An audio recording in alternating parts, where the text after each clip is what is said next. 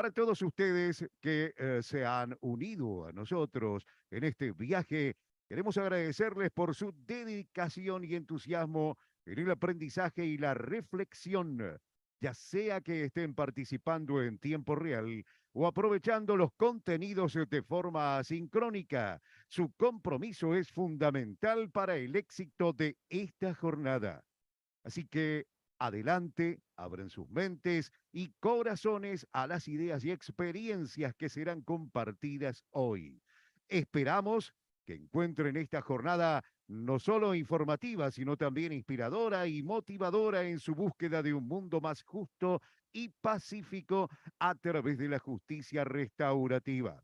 Hoy captaremos conocimientos a través de expositores como Jan Smith, Gabriel Fava, Eva Cabana y Miguel Asís.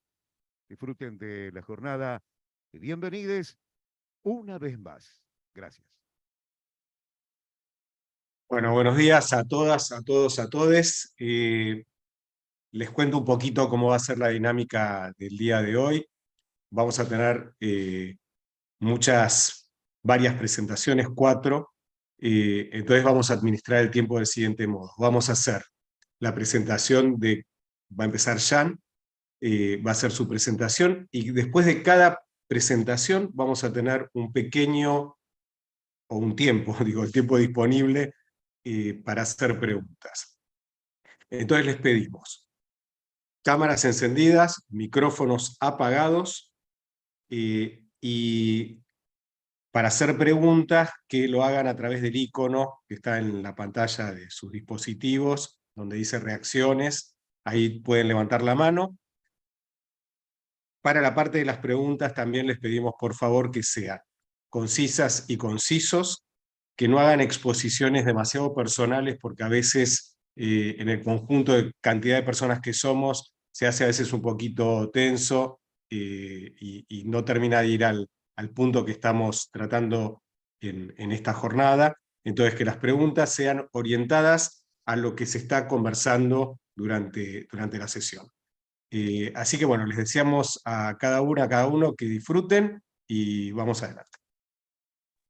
Bueno, buenos días a todos y todas. Hoy tenemos el último módulo de justicia restaurativa, aunque ya saben que la justicia restaurativa atraviesa a toda la diplomatura. Y bueno, nada, no quedó grabado, pero empezamos escuchando Dame un refugio de Give Me Shelter por Playful Change, que es una canción preciosa, y bueno, y dice que estamos solo a un beso de distancia y que nos demos amor entre hermanos. Así que en eso estamos, y nada, les deseo un día hermoso. Gracias a los expositores y expositoras de hoy, que como siempre son gente súper valiosa, amigos, y que donan este tiempo para todos nosotros y nos llenan de conocimiento y de amor. Gracias. Ahora creo que sigue Miguel. Muchas gracias, Diana. Damos la bienvenida a un destacado experto en justicia restaurativa y reconciliación. Jan Smith, con una trayectoria única. Jan ha dejado una marca indeleble en el campo de las prácticas restaurativas. Poseedor de un magíster en ciencias políticas, económicas y sociales de la Universidad Católica de Lovaina y otro en ciencias de las prácticas restaurativas del Internacional Instituto de Restauración Prácticas. Jan Smith nos llevará a explorar el poder de las voces y la sanación de heridas a través de la reunión restaurativa. El poder de las voces y la sanación de heridas, con su vasta experiencia en consultoría internacional, en justicia y prácticas restaurativas, su trabajo en el primer Congreso Mundial de Justicia Juvenil Restaurativa y su membresía en la Academia Mundial de Justicia Restaurativa. Jan nos brindará una perspectiva única y enriquecedora. Adelante, por favor. Bueno, muy buenos días a todos, todas y todes. Bueno, es un placer de estar aquí. Muchísimas gracias por la por la invitación. Le estoy hablando desde Lima, donde resido. Soy belga de nacionalidad, bueno, de nacimiento, pero de casamiento y de corazón peruano. Hace 30 años que vivo en Latinoamérica y de los cuales 23 en Perú. Bueno, gracias por esa invitación, por darme ese tiempo de compartir un poco conocimiento y experiencia en práctica restaurativa. Yo empecé en Perú en el 2002-2003 a implementar con todo un equipo de profesionales peruanos el enfoque restaurativo en el ámbito penal juvenil, ¿no? Y bueno, desde aquel momento, bueno, sigo trabajando y abierto no solamente en el ámbito penal juvenil, sino en otros ámbitos como comunitario, escolar, centros penitenciarios, etcétera, ¿no?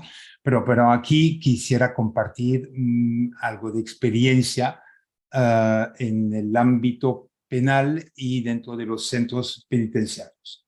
Comenzaría diciéndole, hace muy poco tiempo estuve 15 días en Cochabamba, Bolivia, trabajando justamente en centros penitenciarios. En ninguno de ellos había pisado ese centro antes, y fui en varios, en centro de adulto, mujeres, hombres, pero también de adolescente, también femenino y masculino.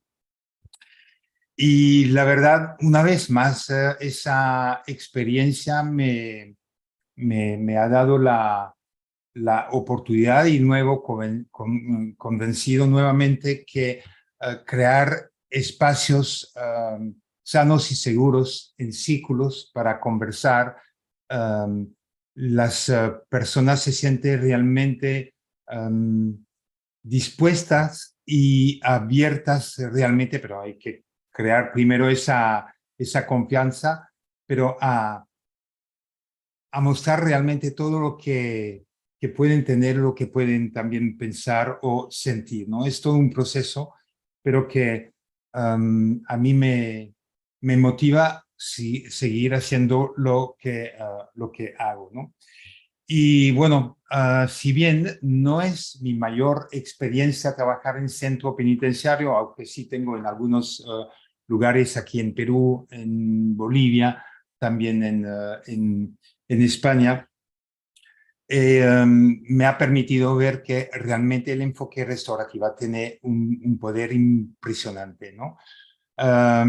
Recuerdo algunas experiencias. Una de las primeras fue en el Alto, en Bolivia, ¿no? En un centro penitenciario de jóvenes, y había pasado hubo una fuga de 3 muchachos en la noche, y bueno, eso cambió todo el manejo del centro, que ya era un centro donde había bastante, se llama Calauma el centro, había bastante restricciones, era bastante controlado, bastante punitivo, pero después de esta fuga, se puede imaginar que, bueno, el director, que era un policía, porque está manejado por la policía, se volvió aún más controlador, y disminuyeron tipo de actividades, etcétera, ¿no? Y cuando se reencontró esos 3 muchachos que había fugado, ¿no? Y que fueron reinsertados en el mismo centro, pero además con condiciones aún más complicadas para ellos, de aislamiento, etcétera, logramos, bueno, después de bastante tiempo de preparación y de conversación, hacer un encuentro restaurativo, es decir, una reunión restaurativa dentro del centro. Y fue una de mis primeras, pero que nos permitió realmente ver ese poder de la reunión restaurativa. primero, bueno, hay que saber que ya se estaba trabajando adentro a través de círculos restaurativos, de conversación para conocerse, conectarse, pero luego también abordar temas importantes o temas que les importaba también a los muchachos o temas que les podía afectar de una forma u otra, ¿no? Y cuando recuperamos se recuperó esos 3 muchachos, pero que vivían en condiciones, que estaban detenidos en condiciones bastante difíciles, conversamos primero con las autoridades y ver la posibilidad de poder quizás considerar un encuentro restaurativo, es decir, una reunión restaurativa, ¿no? Y bueno, aceptaron y por eso que tomamos un tiempo para preparar ese tipo de encuentro. Y bueno, hay por supuesto condiciones para llevar a cabo ese tipo de encuentro y recordar que es un encuentro totalmente voluntario, que no podemos obligar a nadie de asistir y de participar en ello. Bueno, de las condiciones es que primero, bueno, que hay un reconocimiento, una asunción de responsabilidad. Definitivamente esos 3 muchachos habían fugado, era claro, etcétera, pero bueno, aceptaba también el error cometido, aunque bueno, podían entender también razones de querer salir del centro, no de esta forma definitivamente, pero razones de tener. Uno de ellos, por ejemplo, tenía a uno de sus familiares con cáncer terminales y quería realmente tener un contacto con él. Por supuesto que no lo habían permitido y bueno, para él tomó esa decisión de salir y ser ayudado con 2 compañeros, ¿no? Entonces, esa condición de, bueno, asumir su responsabilidad ya estaba. La otra es que, bueno, también su acto habían ocasionado daño y efectivamente había ocasionado daño a los otros jóvenes internados en ese centro, ya que las condiciones o había decisiones que se habían tomado por parte del personal de reducir hora de patios, algunas actividades, etcétera. Es decir, de una forma era castigar al resto, como para mostrar que, bueno, aquí no se va a fugar ninguno más y vamos a tener, ser mucho más vigilantes, etcétera, ¿no? Y por supuesto que eso creó también una reacción de parte de los otros jóvenes internados en ese centro. Y que había como otra condición es una necesidad de reparar los daños o restaurar las relaciones. Entonces, con el apoyo de varios profesionales ahí adentro, empezamos a preparar esa reunión. Tomó tiempo, que tuvimos que, la preparación de una reunión es súper importante y hay que tomar el tiempo y hacer que las personas que van a participar en ese encuentro es una decisión de ellos, una decisión consciente de participar. Yo digo siempre, no quiero, a pesar que soy un apasionado de ese tipo de encuentro, facilito reuniones restaurativas, me encanta, sí, el poder que tiene, pero no quiero que las personas vayan porque yo digo que vayan, sino quiero que vayan porque desean ir y que sepan que ahí hay algunas necesidades o expectativas que cada uno tiene que pueden quizás obtener, ¿no? Y entonces después de esa preparación nos repartimos el trabajo y hicimos esa reunión y éramos unos 20, 24, 25 personas en un círculo. Estaban esos 3 muchachos, vinieron familiares, algunos incluso 2 familiares los acompañaba, ¿no? Cada uno, ¿no? Que había también que entrevistar previa la reunión. Había unos representantes de los jóvenes internados, porque por supuesto que no podían venir todo el grupo, pero había unos 4 o 5, no recuerdo exactamente el número, que representaba los muchachos internados, ¿no? Y que habían conversado en varios círculos antes, ¿no? Y personal profesionales, había psicólogo, trabajador social y por supuesto también personal de vigilancia, ¿no? Lo que controla el director, el vicedirector y bueno, yo y un compañero como facilitador y cofacilitador, ¿no? Y es bastante interesante. Una reunión restaurativa es un encuentro que tiene un proceso muy estructurado, que el facilitador tenemos un guión, nos basamos sobre un guión que fue desarrollado por Terry O'Connell, que es un australiano, que es un colega que de vez en cuando hacemos también capacitaciones juntos, y es un ex policía que desarrolló ese guión. Cuando digo que es estructurado, es decir, que hay una lógica de intervención. Los primeros, después de haber hecho una introducción en esa reunión, hay unas preguntas que hacemos en un sentido lógico de cuestionar primeramente la persona que ha cometido la ofensa o provocado un conflicto.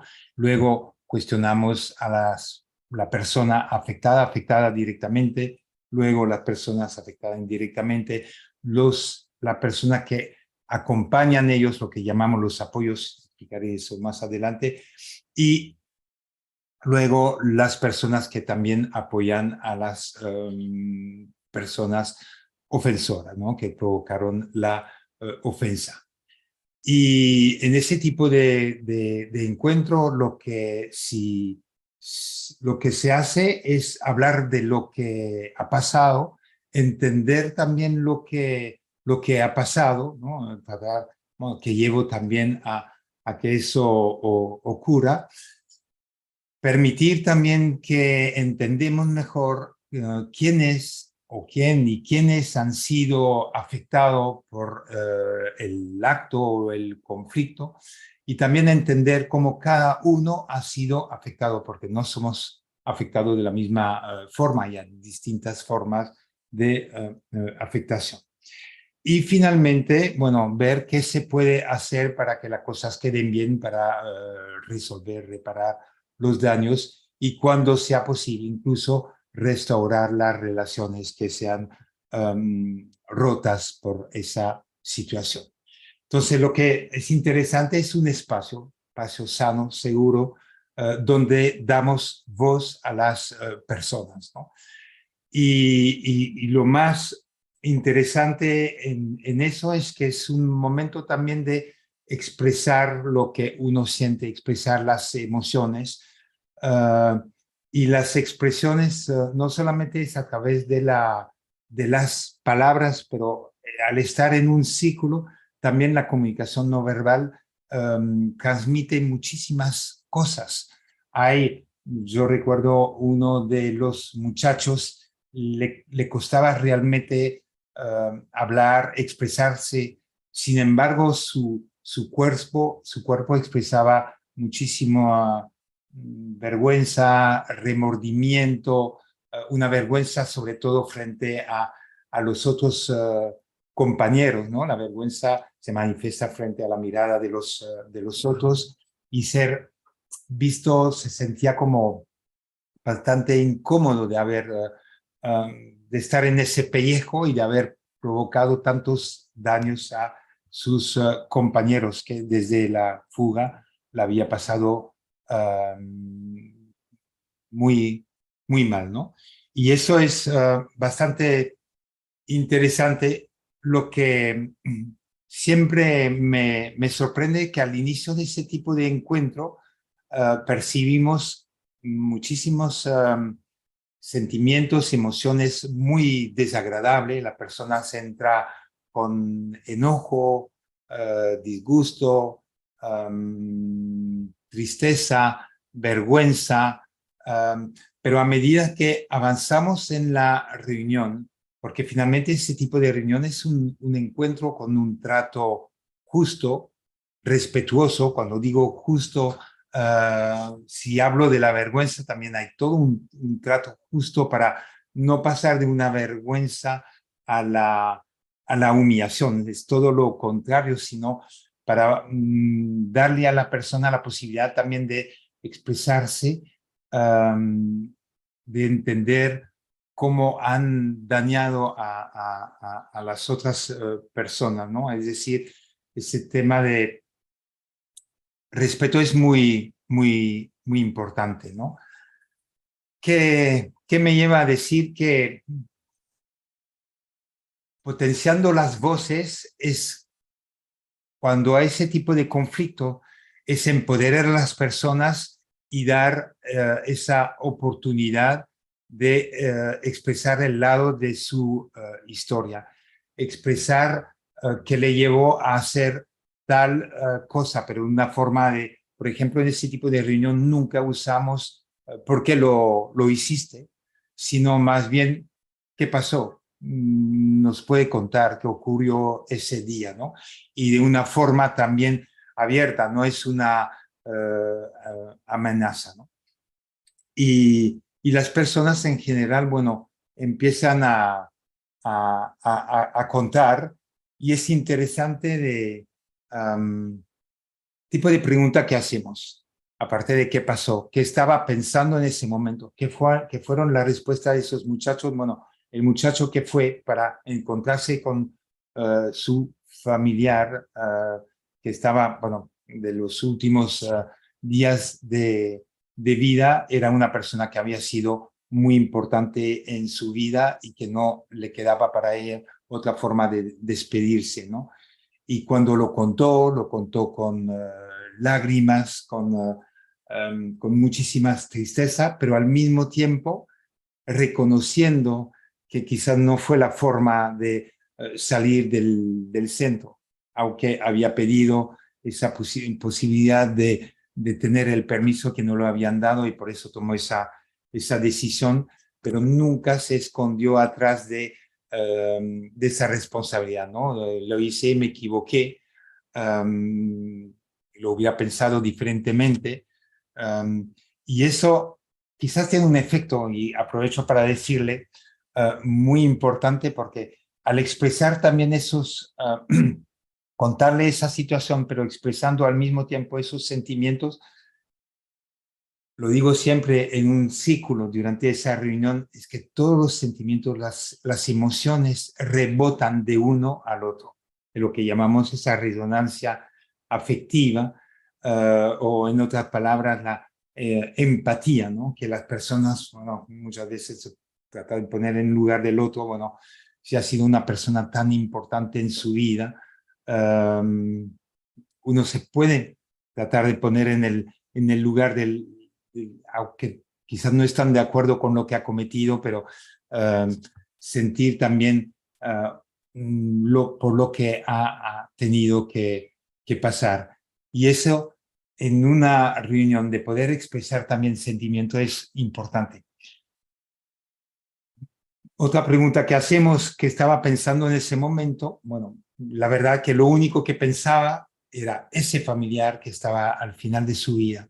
De ninguna manera pensaba lo que podía provocar su salida sobre los otros. Pero la siguiente pregunta, y que has pensado desde entonces, sobre todo desde que lo han vuelto a detener y reinsertar en ese centro, y también poder escuchar también a los otros, que bueno, ahí empezó a tomar conciencia de los daños que había ocasionado a los otros, y es un pensamiento diferente del momento en que se fugó con los dos compañeros, ¿no? Lo interesante también cuando hacemos este tipo de preguntas, ¿a quién crees que ha sido afectado por lo que cometiste o con lo que cometieron?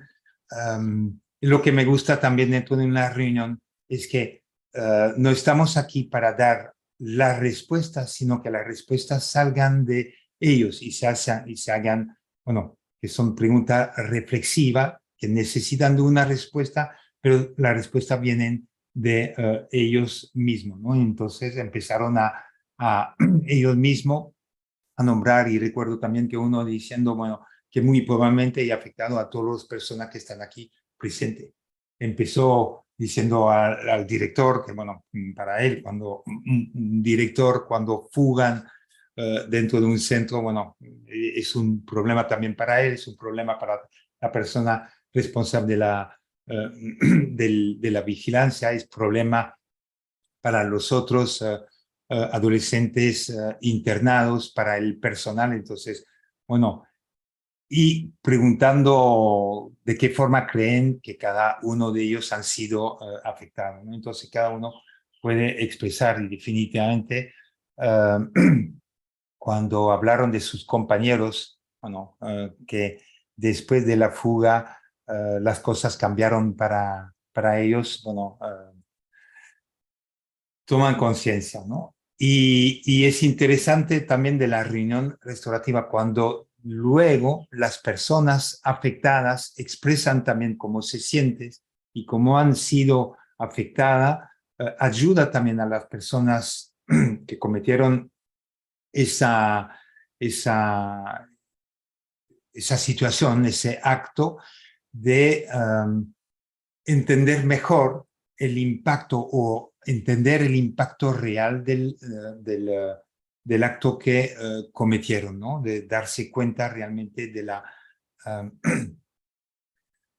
de la afectación que cometieron y a varias personas, porque muchas veces me doy cuenta que en un principio, bueno, piensan en ellos o piensan quizás a algunos familiares, pero no entiende realmente al conjunto de las personas afectadas, ¿no? Y en un encuentro la única forma es entender que he podido afectar de una forma u otra a tal y a tal y a tal. Y eso es muy, muy importante para ellos, que también puede también generar esa empatía. Pero luego lo que a mí me gusta muchísimo también es de qué forma podemos reparar esos daños, ¿no? Y eso es interesante, en vez que sean los profesionales que decidan de cómo generar reparación, son ellos mismos que lo pueden proponer. Y por cada cosa que se proponen, por supuesto, se lo pedimos a las personas que han ofendido, cometido esos actos, que piensan de ellos, ¿no? Y es nuevamente dar voces y ver de qué manera podemos sanar la situación. En centros penitenciarios, ese tipo de encuentro para mí es fantástico y se puede hacer de muchísimas maneras. ¿Cuántas veces hay conflictos entre personas reclusas, privadas de libertad, ¿no? Que hay problemas y hay que entender que los problemas primero son humanos y las condiciones en las cuales viven provocan también ese tipo de situaciones. Es decir, podríamos organizar ese tipo de encuentros entre privados de libertad e incluso, por supuesto, necesitamos personas que sepan, que sean capacitados para facilitar ese tipo de encuentros y que pueden ser profesionales, puede ser psicólogo, puede ser trabajadores sociales, pero cuando tenemos realmente, implementamos ese tipo de centro, incluso podemos capacitar a una persona privada de libertad para que ellos mismos sean capaces de realizar o facilitar ese tipo de encuentros cuando hay problema entre ellos mismos, solo y cuando lo pueden facilitar, cuando ellos no están involucradas también en el conflicto o que tengan una relación con uno o con el otro, que viven, por ejemplo, en la misma celda o el mismo pabellón, es mejor tener más neutralidad para esto. Se puede hacer también ese tipo de reunión cuando hay conflictos entre la persona privada de libertad y el mismo personal, ¿no? Eso existe en varios lugares y dan realmente un resultado también muy interesante. Se puede también hacer reunión restaurativa. Cuando nosotros antes trabajamos los círculos para, por ejemplo, darse cuenta que nuestros actos han afectado a otros y que hay una apertura por parte de la persona privada de libertad a decir algo para ver en qué forma puede quizás reparar los daños o restaurar las relaciones con sus propias familias, con las personas afectadas. Se puede también organizar reuniones restaurativas dentro del centro entre persona privada de libertad y las personas directamente afectadas o indirectamente afectadas dentro del centro. Por supuesto, cuando la ley o los centros lo permiten.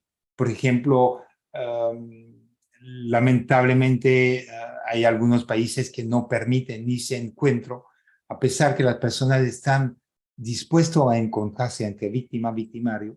No me gusta tanto usar esa palabra, ¿no? Persona quizás que ha cometido una ofensa y personas que han sido afectadas a encontrarse cuando incluso esas personas están dispuestas a ese encuentro. Algunos lugares no lo permiten. Estoy pensando, por ejemplo, en Estados Unidos, el estado de Florida no lo permite, y a pesar que las personas están dispuestas a ese encuentro, es perder realmente una oportunidad, y es una forma realmente a la persona de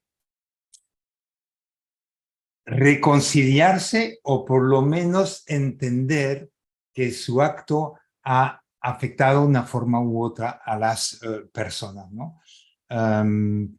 Y bueno, también podemos hacer ese tipo de reunión que llamamos nosotros reunión de grupo familiar. ¿Cuántas veces también hay, cuando una persona está internada, hay a veces luego conflicto con las familias, de hacer una reunión de reconciliación con su familia, ¿no?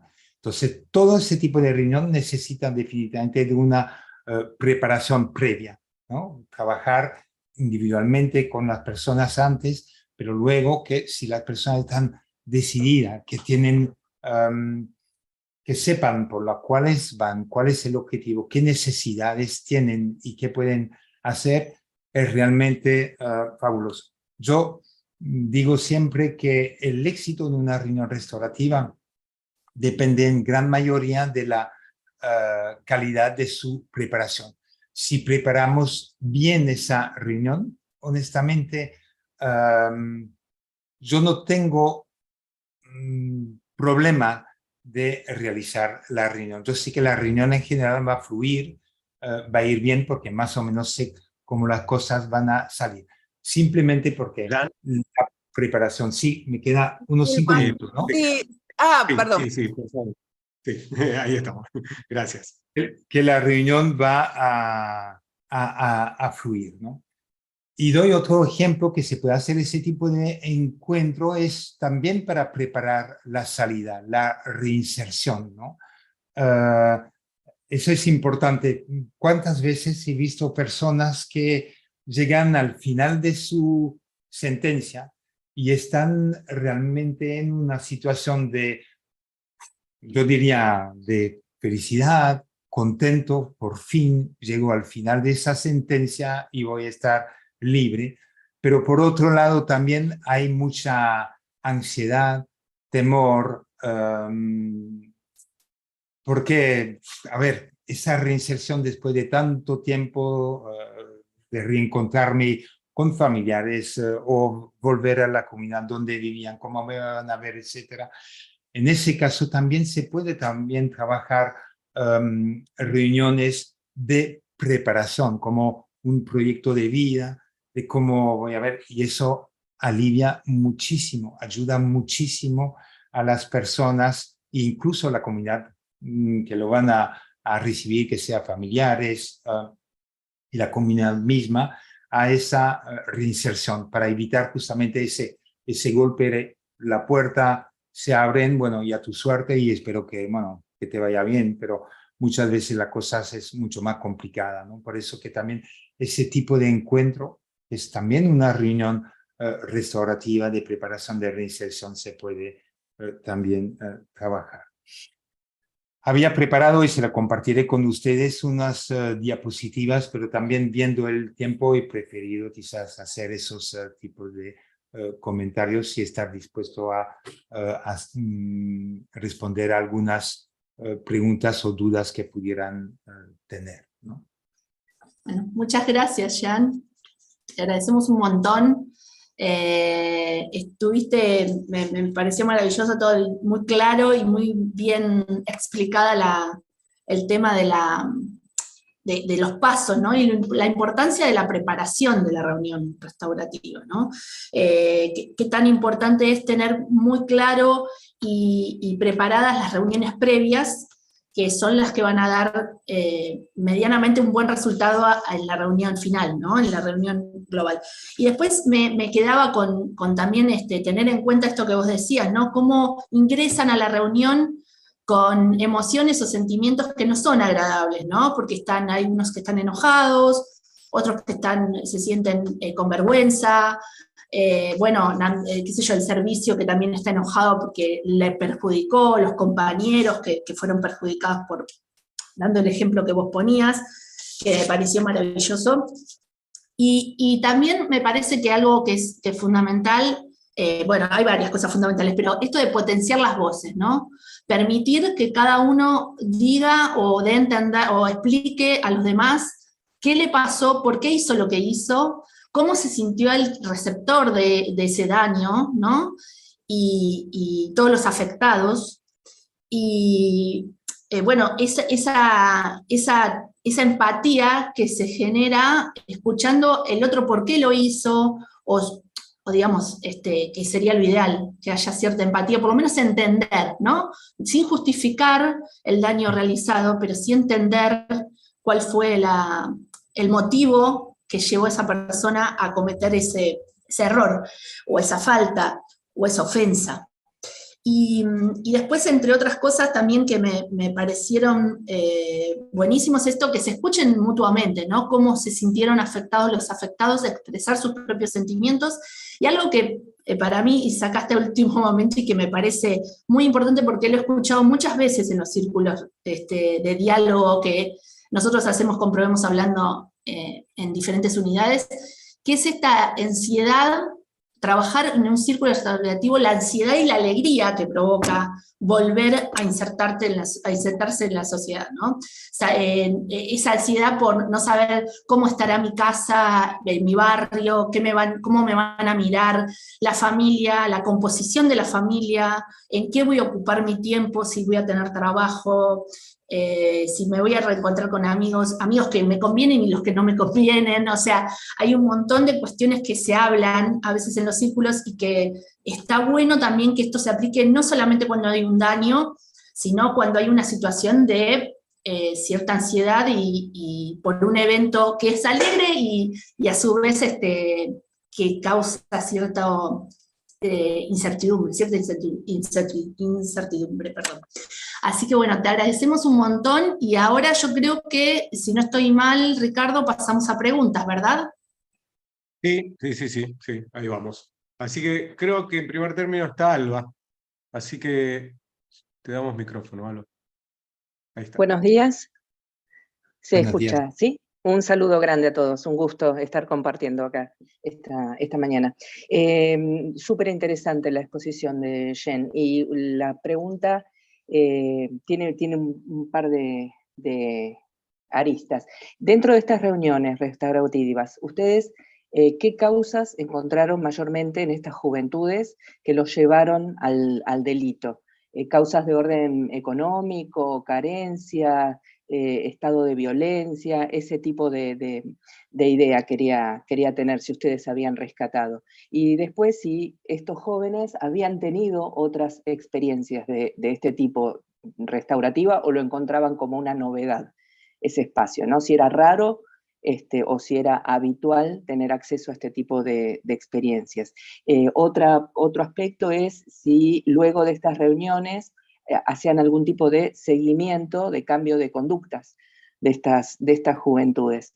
Y por último, me llamó mucho la atención esto de estos otros lugares que encontraron en donde no se permiten el acceso a estas reuniones restaurativas, como el caso, por ejemplo, de Florida. ¿Qué motivos llevan a evitar estas reuniones, siendo que mayormente encontramos los beneficios?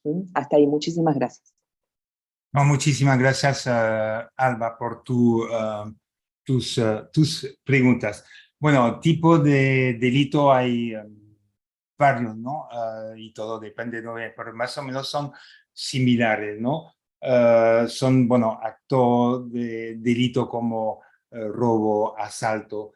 Hay en Perú y Bolivia tenemos muchos muchachos también por actos, delitos sexuales, aunque hay algunos que realmente con punto de interrogación, porque cuando hay relaciones sexuales menor de 18, a veces son los padres que no están de acuerdo y que acusan, es decir, que es cosa también que bastante problemático esto.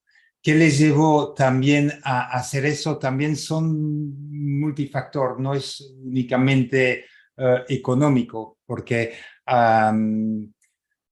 yo he trabajado también con algunas pandillas aquí en Lima, en El Salvador, Centroamérica también, y bueno, muchas veces hay problemas familiares, hay problemas luego en la escuela, hay esa estigmatización y finalmente lo único que le queda es entre ellos, los que les reconocen, etcétera. Y es bastante interesante trabajar también con pandilla que, si bien pensamos mal, pero hay también valores interesantes entre ellos que se puede trabajar y que lo podemos trabajar en círculo. De la experiencia que he comentado en el Alto, en el centro Calauma, en Bolivia, para ellos era la primera vez, si bien había otro proceso restaurativo que ya estaba implementado, como los círculos restaurativos para primero conocerse por todo el tema de convivencia, pero también para abordar algunos temas y que no sea una conferencia, una charla donde le hablamos y solamente son para escuchar, tenían eso. Pero voy a aprovechar algo que me olvidé decir dentro de ese encuentro restaurativo, algo que me parece fantástico y que el sistema tradicional no da, no permite, es que durante ese encuentro nos permite hacer la diferencia, y es algo que retomó de Braithwaite, ese criminólogo australiano, de hacer la diferencia entre el acto y la persona. Es decir, que si bien rechazamos el acto que se ha cometido, pero de ninguna manera rechazamos a la persona. Hacemos esa diferencia. A mí me duele cuando escucho es un delincuente, es un ladrón.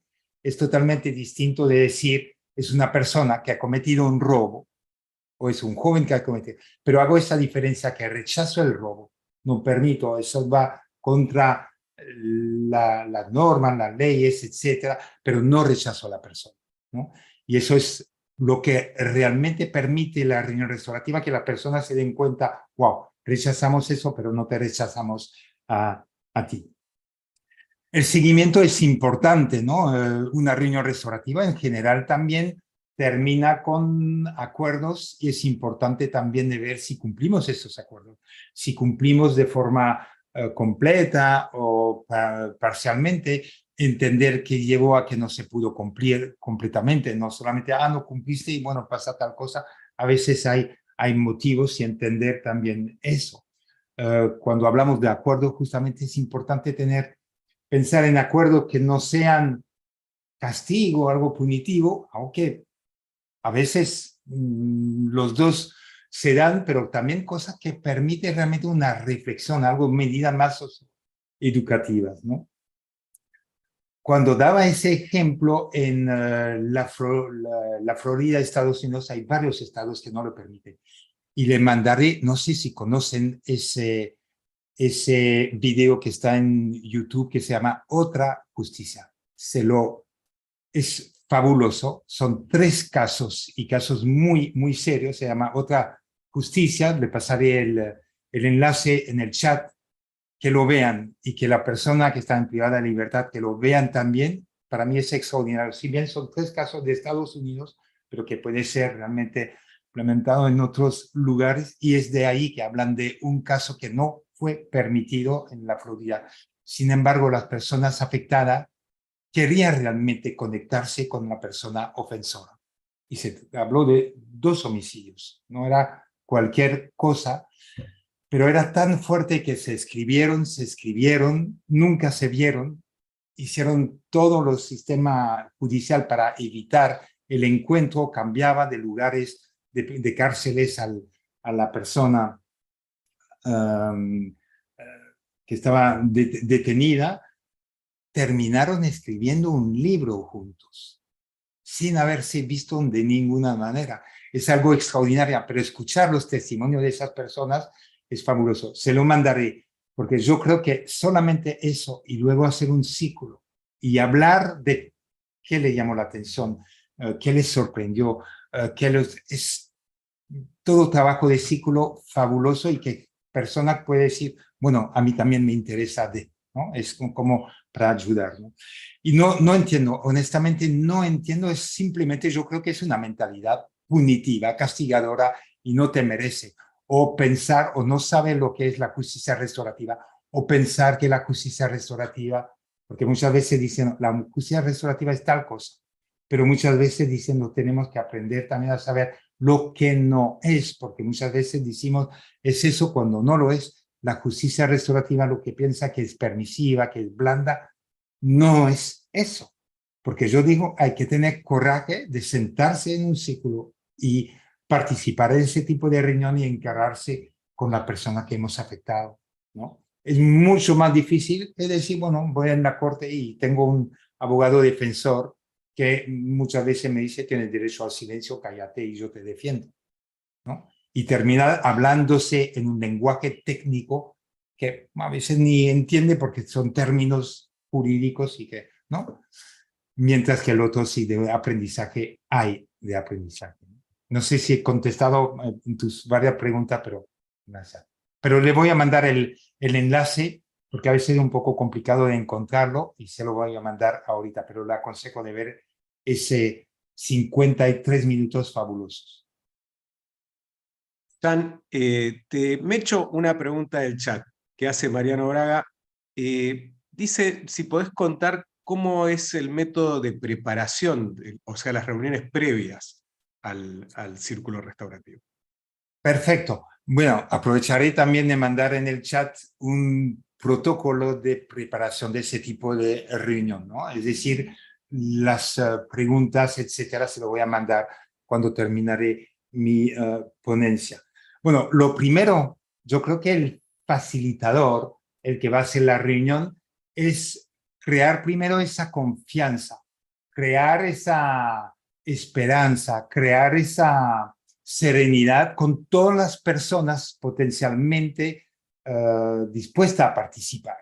Yo vuelvo a decir que la decisión no es una decisión mía, sino una decisión de ellos de querer participar en esa reunión. Aunque yo podría decir, yo no voy a hacer esa reunión si, por ejemplo, no estoy convencido que la persona ofensora va en ese tipo de reunión para quizás, bueno, y que no asume realmente su responsabilidad, ¿no?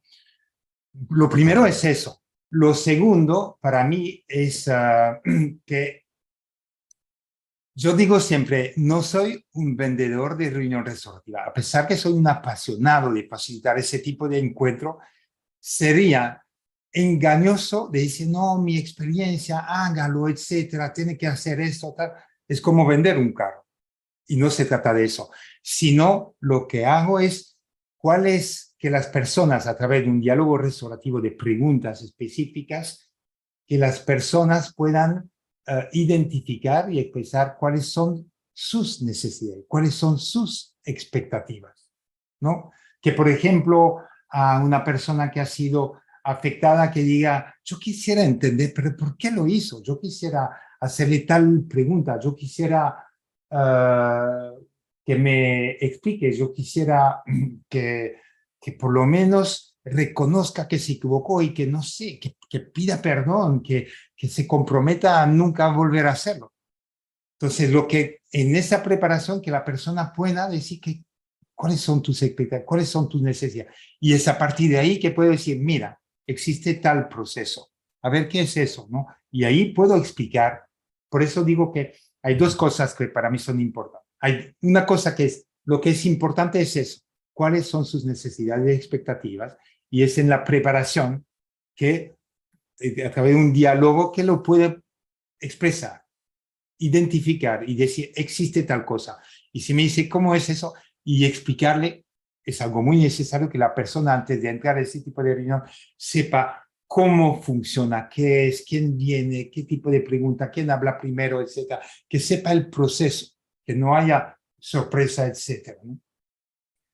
Es decir, es eso más bien la preparación. Por eso digo que una preparación bien hecha, seria, en general, el encuentro es fluido, no me dará mucha sorpresa, incluso en términos de cómo se puede, tipo de acuerdo que puedan llevar a cabo. Pero se le compartiré ese protocolo, que siempre digo que es un protocolo borrador constantemente, y si hay comentarios que pueden hacer, adelante, se lo mandaré incluso por Word, y si hay cosas que le parece o pregunta, me lo mandan de vuelta y yo encantado de siempre mejorarlo. Es un documento de 10 páginas y no lo hice yo solo, es todo con colegas. Adelante. Bien. Estaba Carlos, pero creo que bajaste la mano, ¿correcto? ¿Sí? No, estás muteado. Porque vi que también ha pasado mucho la hora. La primera pregunta fue Bueno. una pregunta a Gus, de manera que capaz que, no, por una cuestión de orden, son las 11, no sé. ¿La puedo resignar y que siga otro o van a otro momento? Bueno, se agradece. Entonces vamos a Adriana, entonces.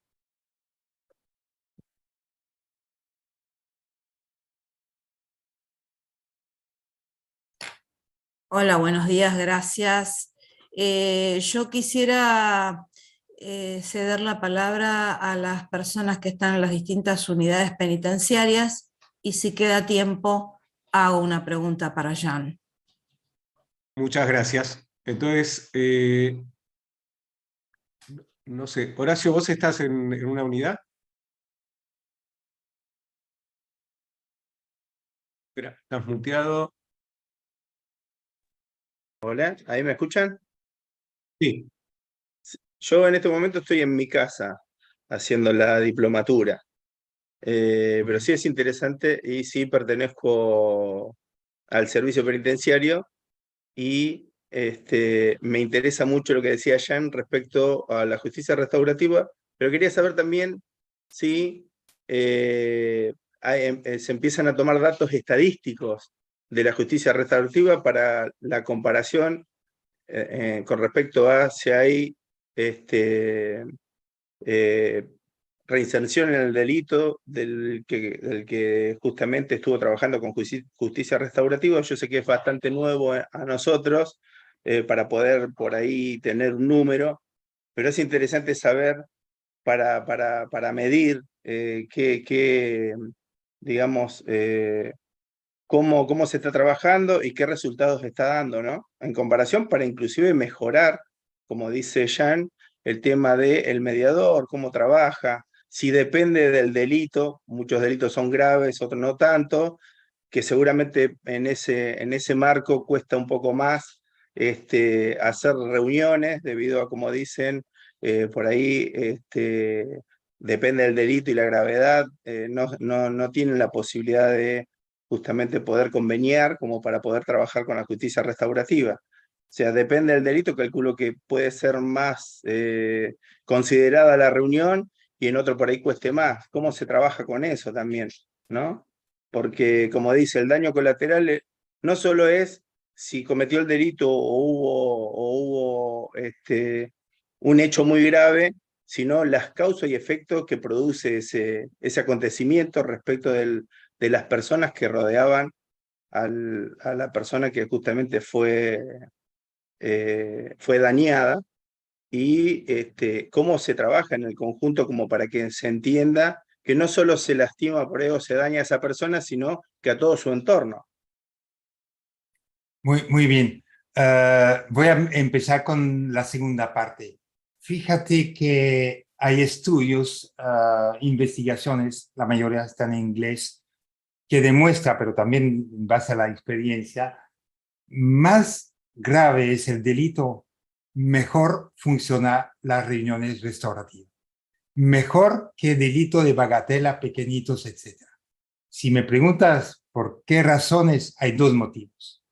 Lo primero, que hay mucha más necesidades de reparación. Y la reparación, si hablamos de un homicidio, uno puede decir, nunca se puede volver a hacer vivir la persona que ha sido asesinada. Pero bueno, para las personas víctimas indirectas, los familiares, es como, a ver, dar vuelta a la página. Si no, ese sentimiento horrible que tiene adentro nunca desaparece. Y es eso que puede ocurrir. Y dos, el hecho que hablamos de un delito grave, serio, ahí habrá mucho más emociones durante la reunión. Mucho más. Y esas emociones que decía que rebotan de uno al otro, y lo que llamamos esa también empatía, hay mucho más efecto. Y es interesante porque muchas veces uno piensa, no, que justicia restaurativa es para delito de bagatela, cosas pequeñitas y tal.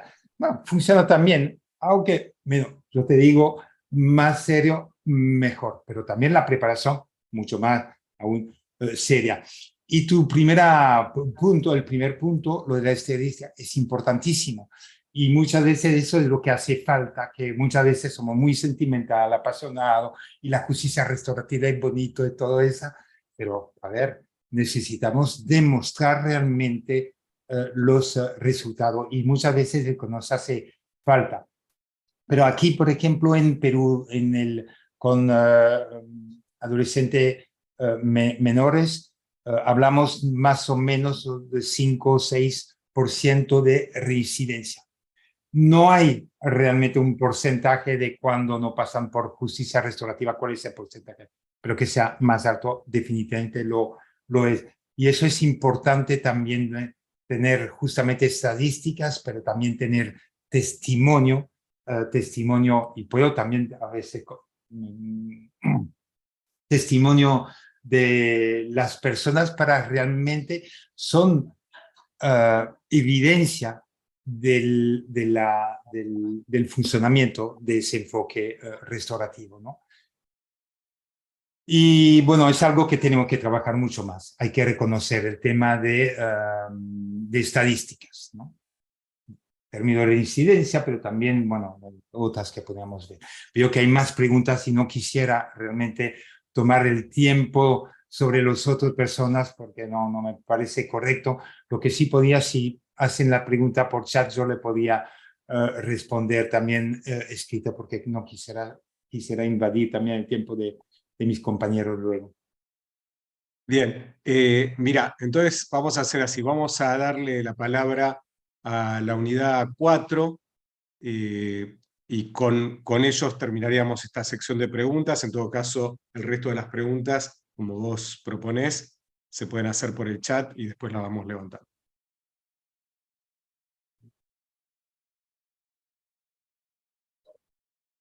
Se pueden desmutear, muchachos.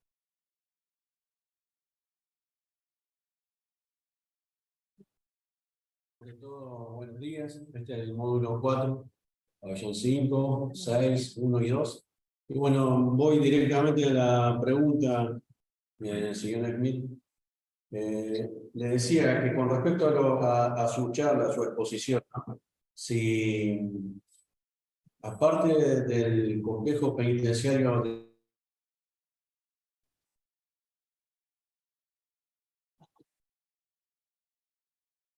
Se cortó. Justo los perdimos. Sí. ¿Se escuchan? Ahora sí. Ahora sí. Bueno, voy a la pregunta. Si aparte del complejo penitenciario de Bolivia que visitó el señor Smith, si notó que hubo un cambio institucional a partir de los tratos o de los destratos que le hacían a los internos, ¿no? Que usted bien mencionó bueno, que eran duros, y bueno, me imagino que con los 3 muchachos esos que se escaparon, a la vuelta habrá sido durísimo, ¿no? Pero bueno, si hubo un cambio y si usted hizo un seguimiento o por lo menos, bueno, se enteró de algo más. No, gracias por tu pregunta. Efectivamente hubo un cambio y el cambio empezó el mismo día, que le permitió al director, subdirector, personal de seguridad de tomar conciencia que finalmente los que se quedaron ahí no tenían que pagar para los otros, ¿no? Y entonces ese cambio sí volvió a la normalidad y bueno, ya será un súper acuerdo. Y finalmente es interesante porque el aprendizaje ha sido por parte justamente de las autoridades en ese caso. Dicen, no, bueno, habíamos castigado a uno que no tenía nada que ver con ese asunto, ¿no? Pero también, bueno, lo de la reunión lo interesante es el aprendizaje de todas las personas que están aquí, ahí presentes, ¿no? Pero fue uno de los acuerdos de la reunión, volver, ¿no? E incluso cambiaron también o dieron medidas más bien socioeducativas a los jóvenes, los 3 que habían sido en aislamiento también. Bueno, dejaron ese aislamiento no el mismo día. Yo creo que pasaron de todas formas una semana, pero que redujeron el tiempo y luego que le dieron algunas medidas, pero más bien socioeducativas, ¿no? Es decir, que sí, el efecto fue bastante positivo en ese sentido. Y gracias por tu pregunta. Perdón, iba a decir una cosita, gracias, Jan. Como no va a estar abierto el chat, lo que les pido es que todos los que tengan preguntas las anoten. Anoten sus preguntas, no las olviden, que eso es muy importante, y aparte que escribiendo las preguntas también uno se las replantea probablemente. Así que anótenlas, por favor. Muy bien, entonces me comprometo ahorita mismo de poner en el chat el enlace del video, el protocolo, y le puedo poner también una ficha de evaluación al final de una reunión restaurativa, que todos los participantes pueden también llenar esa ficha, y es parte un poco de las estadísticas que comentaba también Horacio. Muchas gracias. Perfecto, Jan, muchas gracias. Y nosotros de paso lo vamos a subir al campus para aquellos que después puedan acceder una vez que se cierra el chat. Toda la información que nos cargue acá, Jan.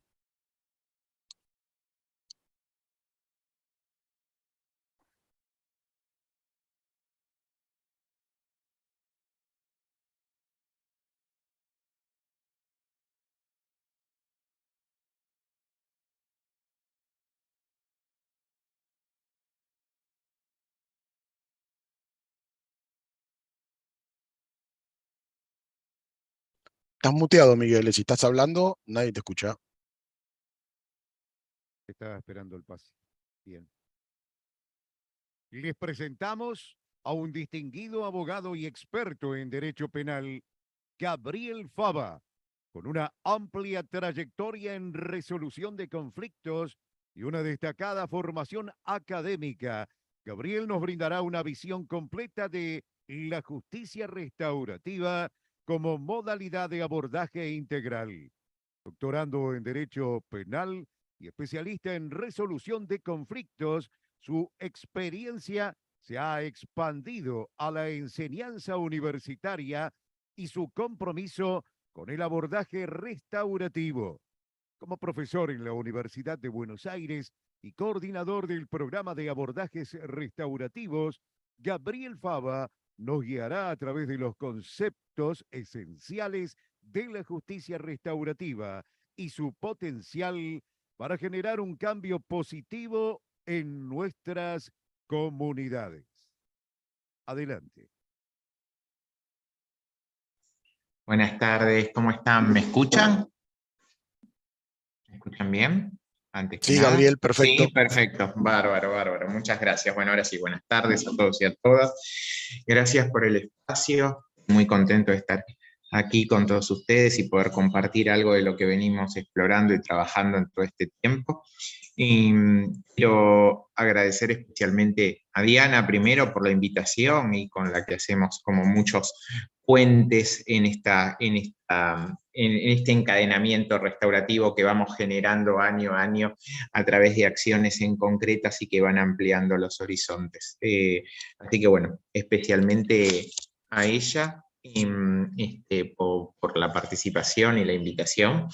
Pero bueno, también estoy muy contento de ver en pantalla un montón de conocidos, Xavier, Ricardo Bauman, Ani Acevedo, bueno, Miguel Asís y Eva, con la que voy a compartir la exposición, junto a Jan también, que son gente que sé que vienen trabajando hace mucho tiempo el tema y bregando por la generación de estas acciones en los distintos ámbitos en donde a cada uno nos toca. Y me alegra mucho, y esto también lo quiero compartir, como de golpe me entero de cosas que quizás ni siquiera sé que hicieron cada uno de los que estoy nombrando en el ámbito de, después les voy a decir especialmente, pero en el ámbito de reunión o de encuentros con nuevas personas que yo también voy explorando en el campo. El otro día me encontré con una persona que hace capacitaciones en diferentes herramientas comunicacionales, que se llama Gabriela, y lo conocí a Ricardo de su paso por los clubs y demás, y se genera ese valor agregado en esta cadena que vamos armando y contribuyendo y que me parece interesante.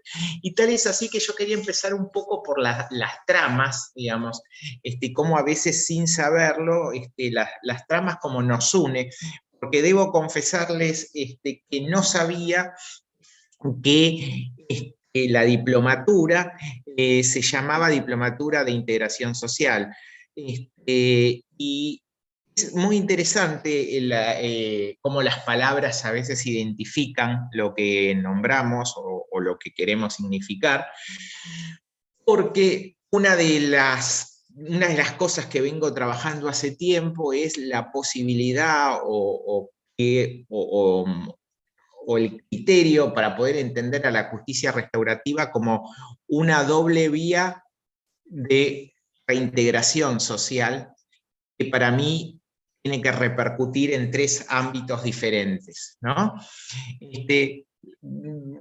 Para mí no basta, y esto ha quedado claro, más allá de que tampoco se cumple con estos fines específicos, y nos ha quedado a todos más que claro, con el concepto de resocialización, porque necesitamos algo bastante más amplio para hablar de la posibilidad de generar de nuevo esta interacción social que tanto nos interesa.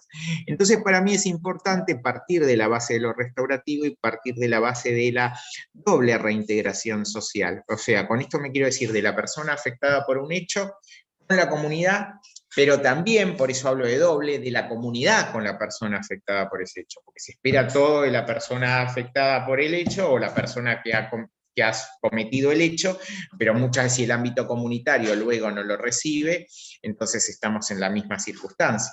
Lo mismo de la víctima, la comunidad no la revictimice como tal, o sea, que la pueda aceptar y que a la vez la persona que ha sido damnificada se sienta incluida en esa comunidad. También entre ellos, si es un delito en donde hay una víctima concreta y determinada o un delito de resultado que ha provocado un daño muy concreto. Entonces me parece interesante de tomar este concepto de integración social y empezar a entender a la justicia restaurativa como una triple vía de doble reintegración social. Digo triple porque me refiero a la comunidad con la persona que ha cometido el daño, pero de la persona que ha cometido el daño con la comunidad.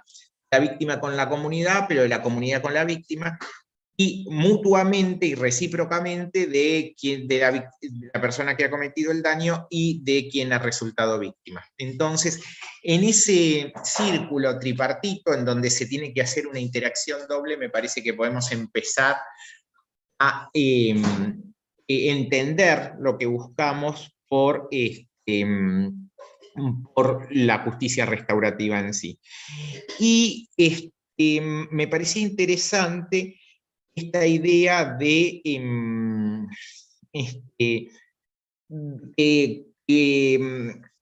abrió Diana al principio con el tema, digamos, que eligió pasear, Dame un refugio, y es interesante porque se me vino a la cabeza y automáticamente lo relacioné con una frase que a mí me gusta mucho, pero también me parece que es muy significativa de este tipo de encuentros. Es una frase de un escritor que se llama Milós, César Milós, que dice hogar es el lugar donde todos tus intentos de escapar cesan, ¿no? Es ese sentido, ¿no? Ese sentido donde uno está cómodo en donde está, quiere buscar, encuentra como esa especie de refugio, encuentra un lugar donde existe, y acá quiero conectar con algo de Jung, donde existe esa resonancia afectiva, donde se genera esa interacción y ese capital social, porque todo cuando hablamos de capital lo relacionamos al capital económico, pero desconocemos que comunitariamente podemos crear capital social, y el capital social tiene un valor incalculable y tiene un valor humano. Y es un valor humano que nosotros mismos podemos generar. Es como cuando uno va a donar sangre a otro ser, porque la sangre no hay nada que todavía pueda, digamos, igualarlo o imitarlo para el hecho de que otra persona que necesite pueda continuar en la vida. Entonces, un acto de lo humano con lo humano. Parece algo simple, pero es algo bastante como profundo y hace a la esencia de lo restaurativo. Y esta, más allá de las cuestiones teóricas o concretas del tema, y es en la posibilidad de generar capital social, digamos, está en todos y en cada uno de nosotros, y en cómo a veces revertir, digamos, a aquellas acciones para contribuir a esto. Y por eso me gustan estos espacios y estas diplomaturas. Estuve muy, les debo confesar, cuando me conecté, estuve muy interesado en ver las distintas personas, los distintos actores, las distintas instituciones, unidades que habías conectadas, porque hay una diplomatura que ha conectado a gente de todo el país en un mismo contexto. Diana me contaba, y yo hago actividades todo el tiempo y no paro de sorprenderme la cantidad de gente, y esto ahora lo percibo con solo ver abajo la cantidad de participantes que hay conectados, y además la cantidad de reproducciones que tiene cada acto, cada video, cada encuentro que tenemos. Entonces me parece un capital social muy valioso en lo que vengo sosteniendo, y creo que cada uno acá puede después, lo rico de esto para mí que hace a la esencia de lo restaurativo, es que cada uno se quede con algo de lo que justamente le haga resonancia, sea resonancia en lo individual, en lo personal, en lo relacional, con algo que haya dicho Miguel, Eva, Diana, Ricardo, Jean, yo, cualquiera, o cualquier otro ponente en otra cuestión, y que desde ahí empiece a generar su propio capital, como hizo Mario en su momento, como hacen todo el tiempo Xavier, Diana, y como intentamos, porque esta es la idea, que algo de todo eso empiece a reaccionar, empiece a hacer resonancia, y desde ahí se transforme en un hacer, porque con el hacer es donde después se vislumbran las acciones, se concretan en actos y se obtienen resultados. Esto me parece clave, y estoy convencido, quizás como para terminar con esta primera parte, que a mí siempre me gusta empezar a conectarme más desde lo teórico, desde lo humano, porque creo que eso es lo que nos une como personas a todos y a todas. Después habrá el que tiene algún contenido más de base o no, pero eso igual es muy fácil de acceder, más hoy con los recursos tecnológicos que tenemos. Me parece importante pensar o sostener que las acciones se las acciones que uno hace, yo a veces las identifico con la estructura de una molécula de ADN. No sé si ustedes han visto que las moléculas de ADN son todas unas estructuras encadenadas, en donde una cuestión lleva a la otra, y a la otra, y a la otra, y a la otra, y eso hace posible, digamos, una identificación personal y única. Y yo creo, y por eso vuelvo a celebrar estos lugares, que las acciones positivas se encadenan en acciones positivas y forman justamente un conjunto de átomos, forman una molécula, un conjunto de moléculas forman un cuerpo, un conjunto de un cuerpo forma una vida, y un conjunto de una vida realiza acciones. Y me parece que es importante desde ahí. Cuando uno se enquista en lo negativo, en aquello que provoca daño, y está desde ahí, o nos pasa a todos, un día que quizás no le es el mejor, y un día en el que se siente como con frustraciones o personales, si ustedes observan, esas acciones también se encadenan.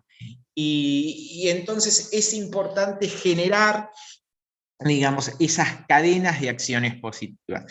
Les quiero decir que, por ejemplo, se han construido a nivel de estudiosos, para que ustedes sepan, internacionales, que han estudiado todo lo que tiene que ver con conflictos armados, por ejemplo, a nivel internacional, y además en un concepto que es justamente el concepto de paz positiva, ¿no?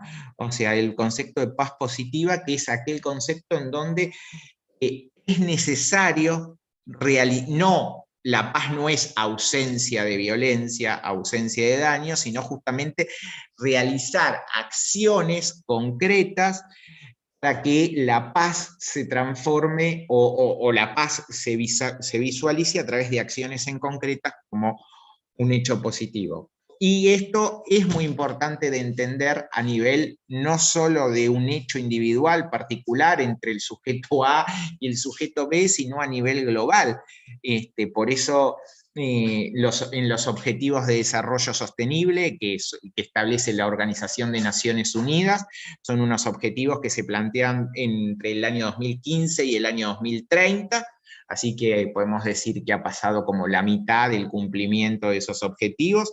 Uno de esos objetivos, que ustedes después los pueden consultar, que se llama Objetivo 16, y una fundación también que se llama Objetivo 16, es la posibilidad de desarrollar justamente acciones de paz y sostenibles en el tiempo, el concepto de sostener lo que uno se propone. Quizás a veces es más difícil ese sostener que ese hacer o ese adquirir.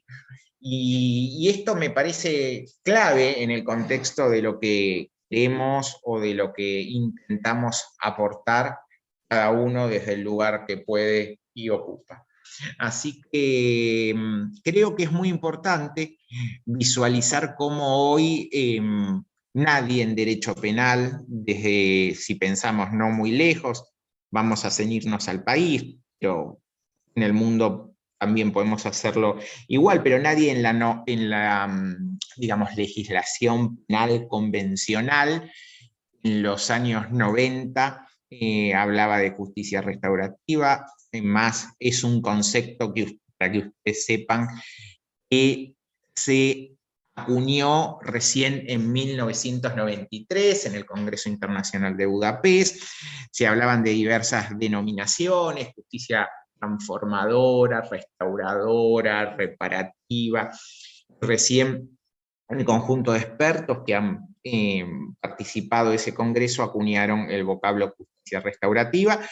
Obviamente esto ha repercutido muy tardíamente en nuestro país, porque ha impactado primero en el mundo europeo. Luego de ahí ha venido acá de algunas formas que yo les voy a contar ahora, que me parece importante que lo conozcan. Pero es importante cómo de hace 20 o 30 años esta realidad está cambiando a nivel práctico. Ustedes lo saben porque participan y han participado muchos de experiencia. A mí lo que me parece muy importante también que está cambiando a nivel de los instrumentos internacionales, de de derechos humanos y también instrumentos locales que van un poco allanando su legislación o generando institutos en su legislación que permiten fomentar estas prácticas y que muchas veces tenemos que construir, que no son tan claros que permiten estos mecanismos. Pero esto es algo, me parece, por lo que tenemos que bregar y mostrar. Sí les quiero contar, para que sepan, hay un manual de justicia restaurativa en materia penal, seguramente muchos ya lo conocen, pero ese manual es muy importante porque es un manual que sacó la Organización de Naciones Unidas, que es la ONU. Nosotros como país adherimos a dos sistemas de derechos humanos, el sistema ONU y el sistema UEA, el sistema, digamos, más universal y el sistema de los Estados americanos. Y este sistema, que es la ONU, se ha preocupado a partir de 1993 en adelante. En el 2002, todos estos documentos, obviamente yo después se los voy a pasar a Diana para que los comparta, o a Ricardo y demás, tan fácilmente conseguibles, pero digo, quiero que los tengan compilados porque me parece importante que los conozcan. En el 2002 sacan lo que se llaman los principios básicos de justicia restaurativa en materia penal, es decir, estamos hablando 21 años a la fecha de hoy.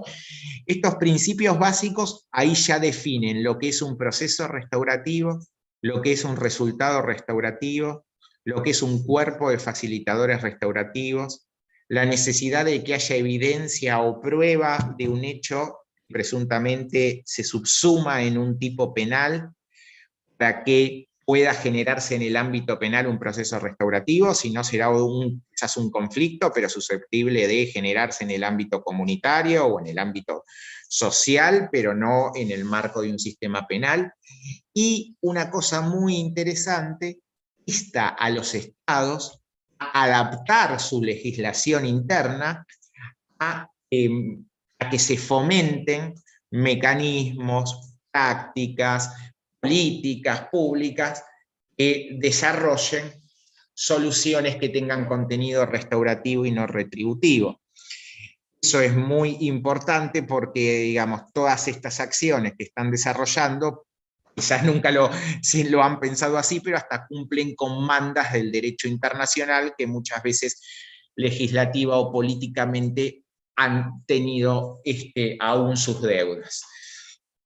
Esos principios básicos de justicia restaurativa en materia penal logran formar el anexo, se llama anexo 2, del manual de justicia restaurativa en materia penal, que es, o manual de programas de justicia restaurativa en materia penal, que es que sale su primera edición en el año 2006, ¿sí? Que sale su primera edición en el año 2006, y hay muchos profesores que han participado en el tema y que han justamente contribuido a la materia.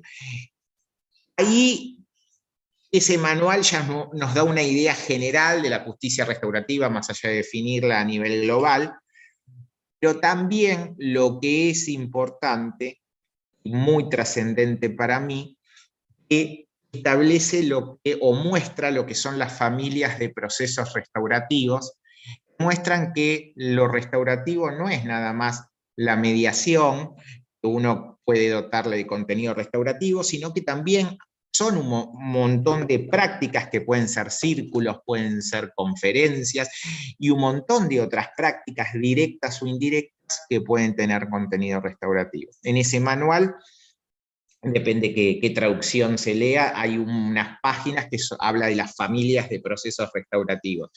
Y esas familias de procesos restaurativos nos permiten tener como una idea para que después cada uno la adapte a la realidad en la que le toca intervenir, de acuerdo a la intersubjetividad que tenga ese conflicto, ¿no? Es interesante.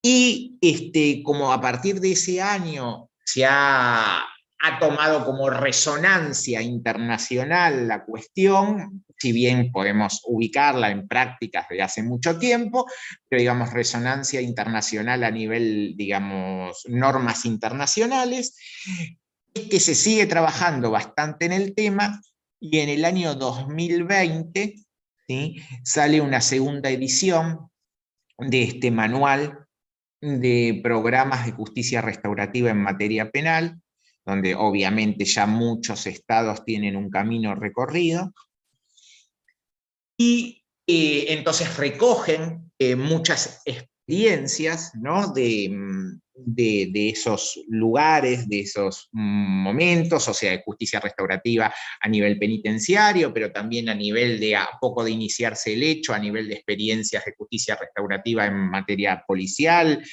en materia comunitaria, en materia, digamos, intraprocesal, como yo lo llamo, porque ya está dentro del proceso penal. Y ese manual, estuvimos con un grupo de gente trabajando bastante para que pueda tener la versión traducida al castellano que acepte, porque el sistema de las Naciones Unidas, porque tienen como una nomenclatura bastante especial con la que hemos luchado bastante, porque, digamos, al momento de identificar determinados vocablos. Entonces, va en principio a salir en breve, con unos compañeros que también trabajaron desde Chile y demás, esta segunda edición del manual en castellano, en inglés ya está disponible, oficialmente desde la traducción, y va a permitir tener acceso a ese documento, que es un documento de 100 y pico de páginas, en donde es interesante que ustedes lo puedan tener y acceder fácilmente. Eso me parece como un dato interesante, y les quiero contar que a nivel, digamos, procesal, en nuestro país también, nosotros teníamos desde los años 90 para adelante un código procesal penal que se llama de corte inquisitivo reformado. Ese código inquisitivo reformado, salvo algún instituto muy particular, que respondía más a un sistema inquisitivo que acusatorio, no tenía como ningún instrumento que permita como la aplicación de justicia restaurativa, en concreto que sea susceptible de ser trabajado, quizás con alguna cuestión específica, la suspensión del proceso a prueba, pero no demasiado después. Pero sí es importante que a partir de los años 2000, en toda Latinoamérica, hay a través de institutos como el INESIP, el CELS y otros institutos que contribuyen, hay todas unas reformas de los sistemas procesales penales que hace que se sancionen códigos acusatorios, y que la sanción de estos códigos acusatorios permitan introducir institutos que se llaman autocompositivos. Ahora voy a volver un poquito brevemente sobre esto, para que se entienda, autocompositivos que son susceptibles de ser trabajados con justicia restaurativa. Quiero decir con esto, quiero decir que ustedes saben que nuestra república adopta por su sistema de gobierno una república representativa, republicana y federal.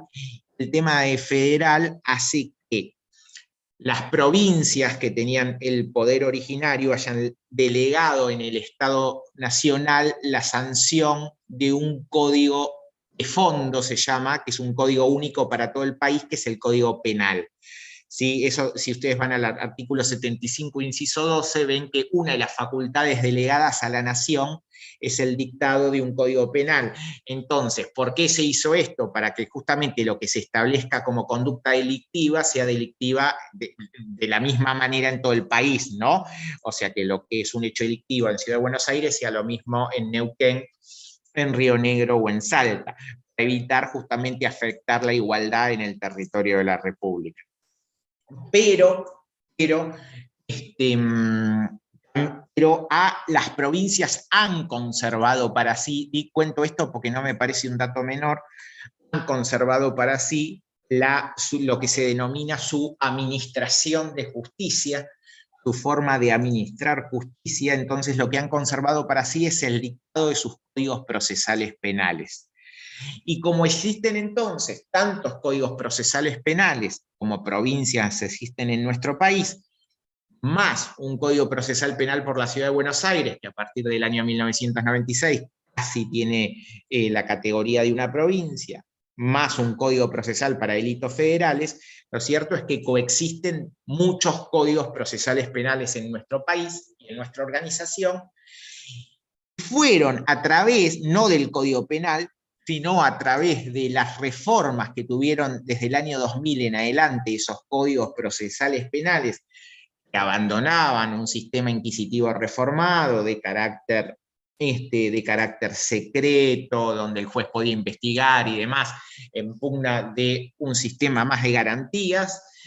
Es el sistema acusatorio, donde el juez realmente es imparcial, donde el fiscal investiga y demás, aquellos que han introducido mecanismos autocompositivos como la mediación, la conciliación y la composición. O sea, así empiezan como a ver... Sí. No, nos quedarían 5 minutos más o menos. 5 minutos. Perfecto. Así es como... Gracias, Ricardo. Así es como empiezan a meterse en la Argentina estos mecanismos, y después en el 2015, recién en el Código Penal, se plantea la reparación integral del perjuicio, que es un mecanismo, para mí, ya podemos volver sobre ello en algún momento, muy susceptible de receptar prácticas restaurativas en concreto, y la conciliación. Quiero decirles 2 o 3 cositas más como para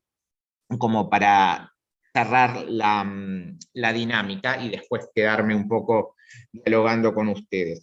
Primero, es muy importante que empoderar o que se entiendan esto. Los mecanismos autocompositivos son aquellos donde los propios protagonistas terminan tomando su decisión en virtud de ser ayudados o coayudados por facilitadores, mediadores, conciliadores, facilitadores restaurativos. Pero la decisión es construida por las propias partes. Recomiendo, muchos lo conocen y lo han leído y muy subrayado, un famoso artículo de los años 70 de un criminólogo noruego que se llama Nils Christie, que se llama Los conflictos como pertenencia, porque los conflictos les pertenecen a las partes y son justamente lo que no tienen que terminar siendo arrebatados por formas estatales de administración, o al menos darle la posibilidad a las partes que tengan justamente una posibilidad de poder solucionarlos por sus propios medios y con sus propias herramientas. Entonces, esos son mecanismos autocompositivos para que ustedes lo identifiquen. Cuando hablamos de un mecanismo heterocompositivo, es un mecanismo que en general no es de corte restaurativo, o no lo es en un principio, porque la decisión la termina tomando de manera coactiva un tercero, ¿sí? Que puede ser un juez a través de una sentencia penal, o un árbitro porque a través de un proceso de arbitraje. Entonces, esto es lo importante, digamos, la posibilidad como de fomentar, digamos, las prácticas restaurativas a través de los mecanismos autocompositivos. Me quedo con contarles, la justicia restaurativa, digamos, comenzó a desarrollarse desde la necesidad, que creo que me parece que es lo que tenemos que visualizar, porque es todavía sobre lo que seguimos dando vuelta, de dar respuesta a 3 problemas. El primero, sé que es por el que muchos también trabajan en el marco de estos espacios, que es el abandono que experimenta y que experimentó y que experimenta la víctima por parte del proceso penal al ser reducida a un rol testigo, digamos. Y el daño que ese propio proceso puede resultarle en sus necesidades. Ese es el primer, digamos, como necesidad sobre la que empezó a explorar la justicia restaurativa. Después, la segunda es el cuestionamiento del sistema penal y sus instrumentos de control, en términos de su rol preventivo y resocializador, que bueno, esto ya es arduo conocido pasando el tiempo, y lo tercero, que me parece interesante para mí, es la propia limitación que tiene el sistema penal justamente para dar respuestas distintas a realidades sociales y culturales.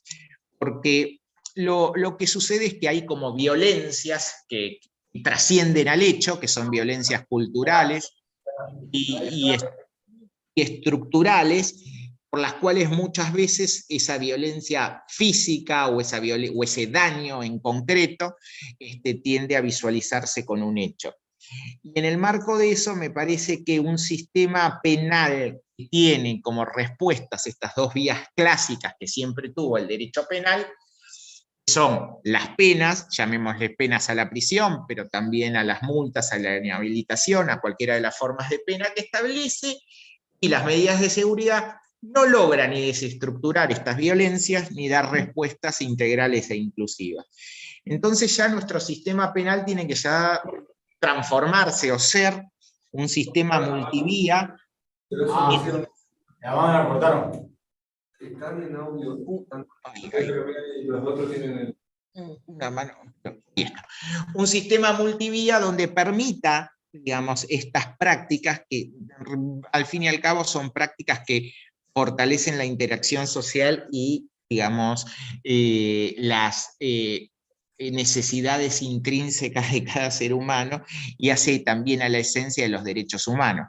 Quiero decirles, como para terminar, porque también quiero ver si hay preguntas en este momento, pero también ser muy respetuoso del tiempo con los demás expositores,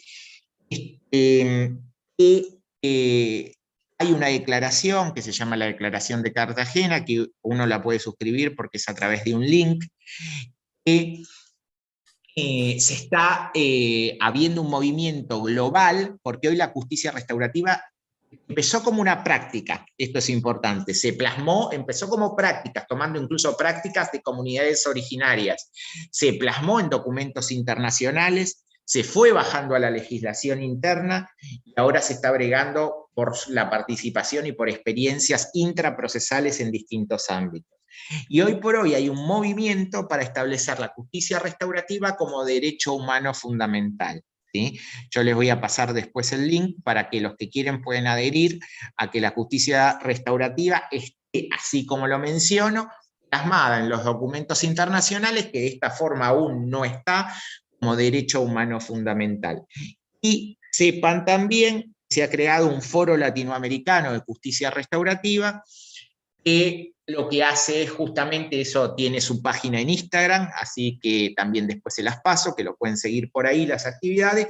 Lo que hace es justamente fomentar en toda Latinoamérica, con las distintas realidades y muy parecidas al mismo tiempo, depende de qué lugar lo miremos, que atraviesa Latinoamérica, poder fomentar los procesos de justicia restaurativa a nivel latinoamericano, como existe y como existió desde hace mucho tiempo, en lo que tiene que ver con el Foro Europeo de Derechos Humanos, que viene desarrollándose hace mucho tiempo. Así que celebro estos espacios, celebro la creación de un foro latinoamericano, agradezco a los que todo el tiempo están atrás de esto, agradezco porque, digamos, por su labor cotidiana y porque yo también aprendo mucho de lo que dicen y de lo que hacen. Por ejemplo, la interesante como discusión de qué derechos tenían privados que se generó las personas privadas de la libertad al final del primer Congreso Argentino de Justicia Restaurativa que estuvo este año, a mí me pareció de una experiencia y para mí enseñarme a pensar las cosas de una manera mucho más integral. Así que, y creo que no tenemos que ceñirnos a un hecho, recortarlo y juzgarlo, si queremos sociedades diferentes. Entonces, agradecer esto y sepan que tanto lo que nombré como lo que necesiten, ya hemos hecho con Diana también alguna otra actividad en concreto, estamos acá para colaborar. Y finalmente, esto, Quería mencionarles que este año, para que sepan también la importancia, se hizo el primer Congreso Argentino de Justicia Restaurativa.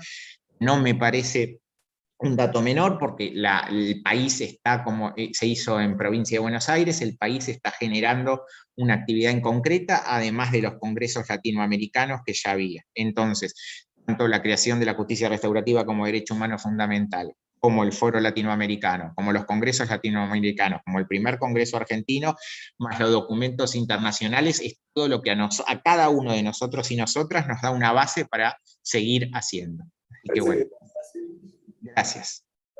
Pero muchísimas gracias, Gaby, amigo.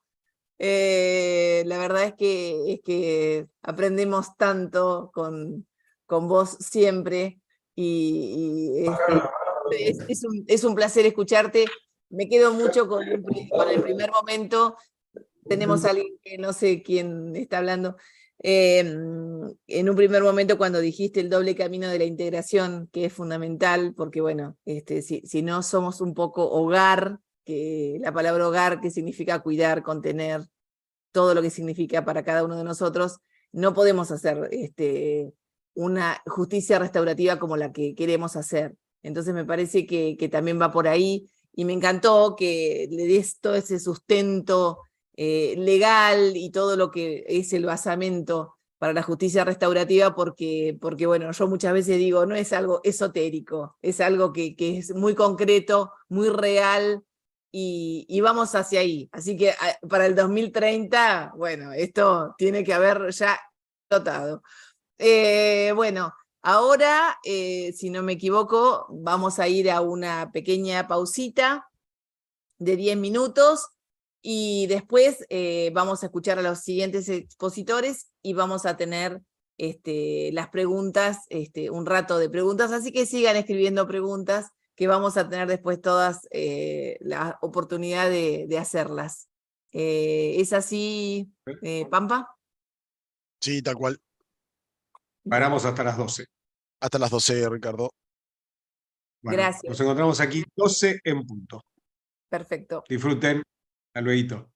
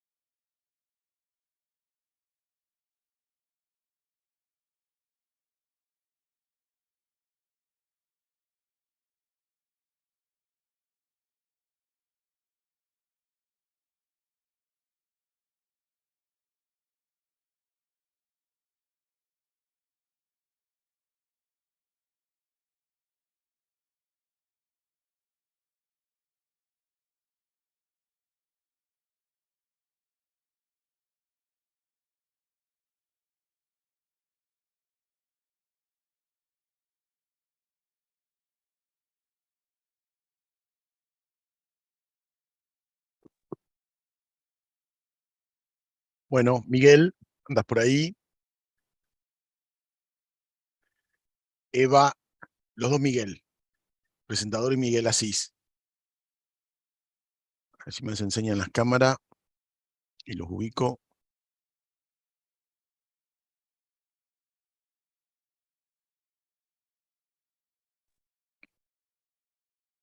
Acá estoy yo, Acá está. Miguel, no sé, a ver.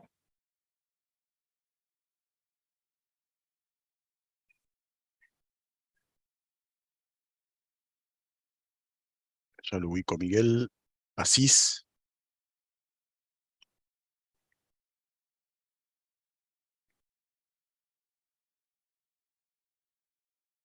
Acá.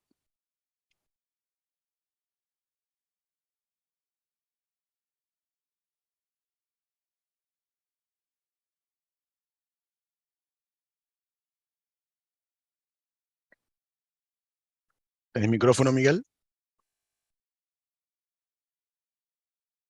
Miguel Asís. Ahí va, ¿se me escucha? Sí, se escucha perfecto. Ahí va. No me Bueno. vine al celular porque estoy con problemas con la compu. Bien. Bueno, ahí Miguel de Liberté va a hacer la presentación. Muy bien. Después de esta eco pausa, estamos retomando la jornada educativa y presentando a dos expositores más que completan la ronda de este día. Le damos la bienvenida a dos profesionales apasionados por la justicia restaurativa y comprometidos con la transformación social. Evangelina Cabana y Miguel Asís. Evangelina, licenciada en Trabajo Social con especialización en abordaje territorial de políticas públicas y miembro de SAJUR, Sociedad Argentina de Justicia Restaurativa. Ha dedicado su carrera a promover el bienestar en nuestra sociedad. Junto a ella, Miguel Asís, psicólogo y coordinador del área de justicia restaurativa de la Dirección Nacional para Adolescentes Infractores a la Ley Penal y también miembro activo de SAJUR, ha contribuido significativamente al enfoque restaurativo en el sistema judicial. Juntos presentarán una justicia restaurativa para y con los adolescentes, explorando cómo esta perspectiva vital puede tener un impacto duradero en la vida de los jóvenes. Sus valiosos conocimientos y experiencia en el campo, respaldados por su compromiso con SAJUR, nos guiarán en un recorrido esclarecedor. Adelante, por favor.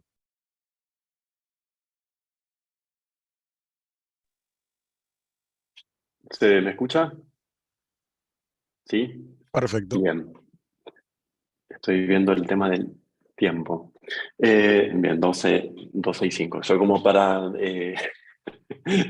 repartirnos un poquito con Eva. Bueno, muchas gracias a todos y todas y todes. La verdad, la invitación, para mí particularmente es muy importante la participación en esta diplomatura. La verdad que me parece que es una diplomatura que perfora las diplomaturas tradicionales que son encerradas en la academia, y eso se observa bien en la diversidad de todos los que están acá, y me parece realmente como muy conmovedor, realmente conmovedor y potente a la vez. Así que bueno, agradecido, y bueno, hablo por Eva también, agradecidos ambos, que además somos compañeros de trabajo en distintos lugares. Cuando pensábamos con Eva cómo arrancar, qué hacer, qué hablar y qué decir sobre justicia restaurativa, la verdad que decíamos, bueno, ¿qué podemos decir de diferente de lo que ya dijeron muchas y muchos de los que ya estuvieron acá, teniendo en cuenta que ya vienen con clases de justicia o disertaciones o ponencias de justicia restaurativa, y no queríamos aburrirles diciendo prácticamente las mismas cosas por gente que tiene además una trayectoria bastante interesante como Gaby, como Jan, como Silvana Greco la semana pasada, Ulf. Y dijimos, bueno, arranquemos por la cuestión sobre pensar una justicia restaurativa con adolescentes y para adolescentes, que es básicamente lo que trabajamos a lo largo de nuestras vidas, ¿no? Primero trabajando con adolescentes en los dispositivos penales juveniles y después tratando de pensar esas prácticas que hicimos siempre desde un enfoque y práctica restaurativa. Y cuando arrancamos el día de hoy, hay una palabra que me quedó resonando, hablando de las resonancias de las cuales hablaba Jan y hablaba también Gaby, y es la palabra experto, ¿no? Y que en las presentaciones al principio decían, bueno, van a hablar una cantidad de expertos con mucha, y yo arrancaría peleándome con la palabra experticia, pero peleándome bien, ¿no? Porque algunas veces, y me parece como para arrancar, ¿no? Cuando pensamos en la noción de experto, muchas veces depositamos la creencia que el saber está en los expertos y que eso no nos interpela a nosotros y a nosotras en nuestras vidas cotidianas y en nuestras formas de ser y estar en el mundo. Y me parece que para introducir a lo que vamos a hablar hoy, que es sobre justicia y prácticas restaurativas, lo primero que tenemos que hacer es romper con esas formas de concebir que la participación pasa por ese saber experto, ¿no? Porque si hay algo que, por lo menos con Eva y con el resto de los compañeros y compañeras concebimos, es que tenemos que empezar y seguir pensando en lo que es la cultura restaurativa, lo que es el enfoque y las prácticas restaurativas más que lo que es la justicia restaurativa, ¿sí? Y algunas veces, cuando hablamos de los expertos en justicia restaurativa, por ahí lo ponemos, ¿no?, como ese saber sobre la justicia restaurativa como por fuera, como algo lejano, como algo del cual yo no soy partícipe. Pero me gustaría que arranquemos pensando y repensando, interpelando las formas de socialización que tuvimos a lo largo de nuestras vidas y que se alejan de lo que es la cultura del enfoque y las prácticas restaurativas, ¿no? Porque muchas veces decimos, bueno, la justicia, y hoy venía pensando, ¿no?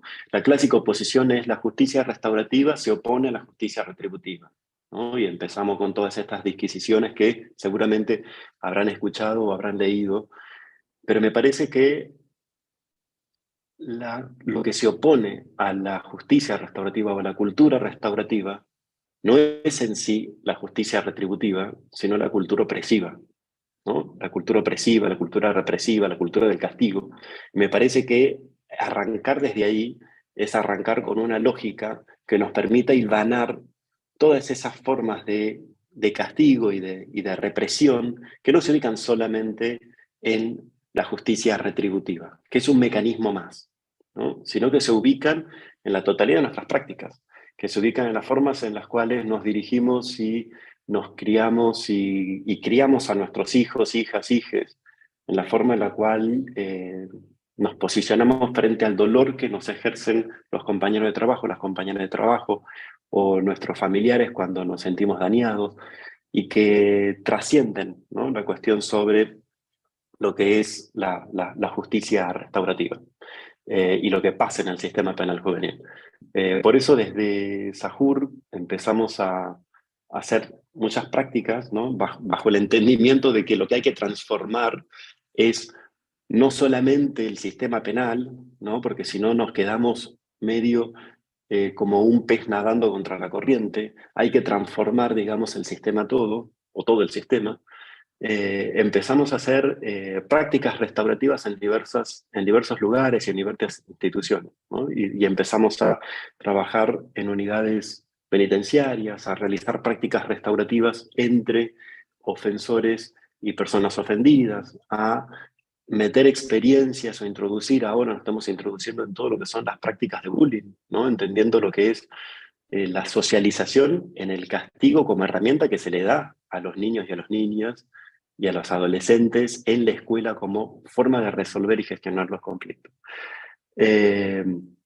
Entonces, como breve introducción con respecto a eso, por ahí lo que vamos a tratar de desarrollar un poco hoy con Eva es cómo pensar una justicia restaurativa, no solamente para adolescentes, sino con adolescentes, ¿sí? ¿Qué podemos pedirle a la justicia restaurativa? Hace un ratito leía en el chat que uno de los compañeros, no me acuerdo de qué unidad, decía, está muy bien la justicia restaurativa, me parece que está genial la justicia restaurativa, es espectacular, hablaban, ponían esa pregunta, pero hay cuestiones básicas de atención, de salud, de requisitos básicos de vida, de materialidad, que no se dan y que condicionan la posibilidad de implementación de prácticas restaurativas, ¿no? Y una de las cosas que seguramente queríamos charlar hoy también con ustedes, porque el conocimiento se comparte y se construye en conjunto, era, bueno, ¿qué le podemos pedir a la justicia restaurativa? ¿Qué le podemos demandar a la justicia restaurativa? Porque, digo, es cada vez más lo que le pedimos a la justicia restaurativa, ¿no? Hoy, hace un ratito, leía, o uno de los compañeros hablaba de la disminución de la reiterancia, de la reincidencia, ¿no? Y son cada vez más las cosas que le pedimos a la justicia restaurativa. Le pedimos integración social, le pedimos paz social, le pedimos pacificación, le pedimos inclusión sociocomunitaria, le pedimos sanación de las víctimas, le pedimos sanación de los ofensores, le pedimos restitución de derechos, le pedimos reparación, le pedimos disminución de la reincidencia, disminución de la reiterancia. Es un montón de cosas que le pedimos a la justicia restaurativa y me parece que la pregunta tiene que ser, bueno, ¿qué le podemos demandar a la justicia restaurativa y qué no? Me parece que esa es una pregunta y una reflexión que me gustaría que se lleven. ¿Sí? ¿No? Si no le estamos pidiendo más de lo que puede y de lo que debe. ¿Y qué es lo que estamos invisibilizando cuando le pedimos a la justicia restaurativa que responda frente a cosas que por ahí tendrán que responder otras instituciones, lugares, personas? Y para desarrollar y meterme ya de fondo, Eva se va a meter un poco más después en eso también, con respecto a la justicia restaurativa con adolescentes, me parece que la justicia restaurativa se mete en un campo minado, ¿no? En un campo minado, como uno va caminando en un campo minado y tenés que ir cuidando de no pisar un explosivo porque terminas reventando, ¿no? Y en ese campo minado es el sistema, por lo menos cuando hablamos de justicia restaurativa en el sistema penal, que es donde tenemos más experiencia con Eva, desde las prácticas de Sahur, desde las prácticas nuestras, ese campo minado está dado porque ya hay un andamiaje. El sistema penal es una máquina que tiene un funcionamiento y que viene funcionando desde de una misma forma a lo largo de las décadas y a lo largo de los siglos, nos animamos a decir, y de repente se introducen prácticas restaurativas con una lógica propia en un campo que tiene lógicas propias, ¿no? Y en donde la posición hacia los adolescentes o lo que las instituciones del sistema penal le piden al adolescente configura un tipo de subjetividad y una forma de acercarse al adolescente y de pedirle al adolescente que participe de una forma en particular, ¿no? Un adolescente, o sea, por ejemplo, tiene una causa penal, arranca con una causa penal y se inicia una causa penal. El primer contacto con el defensor es, no tenés que decir absolutamente nada sobre lo que pasó, le instruye sobre sus derechos de defensa, sobre las cosas que puede decir, las cosas que no puede decir. Después se introduce posiblemente a un centro de régimen cerrado o de restricción de libertad y hay ¿no? Todos dispositivos y prácticas que suceden ahí en las cuales no hay una pregunta muchas veces sobre qué es lo que aconteció, qué consecuencias tuvo en su vida con respecto a lo que aconteció, qué piensa que sucedió con las otras personas a las cuales supuestamente él les infringió un daño, ¿no? Y en esa lógica, el sistema penal termina desresponsabilizando muchas veces a los sujetos, ¿no?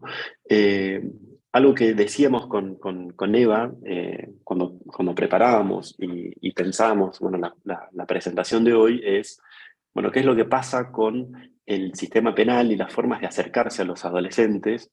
Que es una forma de acercarse muy tutelar, ¿no? Que es una forma tutelar en el sentido de decir y establecer qué es lo que tienen que hacer los adolescentes en base a un proyecto normalizador, ¿no?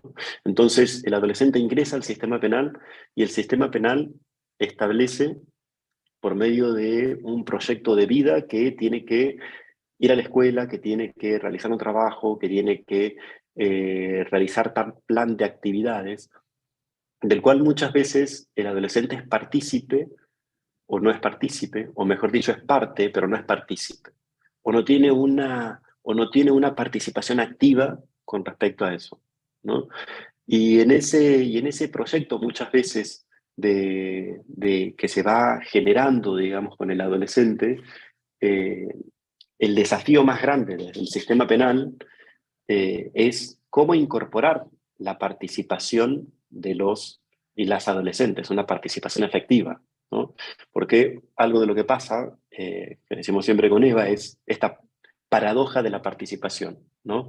Se le pide al adolescente o al adolescente que participe, que se apropie de un proceso, de un proyecto del cual no es algunas veces ni parte ni partícipe, ¿sí? Del que es un proyecto de vida, un proyecto de egreso, un proyecto como queramos llamarlo, que es muchas veces diseñado y desarrollado por adultos, sin tener en cuenta cuáles son sus necesidades, sin tener en cuenta qué es lo que necesitan, cuáles son sus intereses, cuál es su experiencia de vida, las distintas formas de transitar la adolescencia, las adolescencias que hay, que no es la adolescencia normal que implica estudiar, recibirse de la secundaria, ir a la universidad, recibirse de la universidad, obtener un posgrado o trabajar, etc.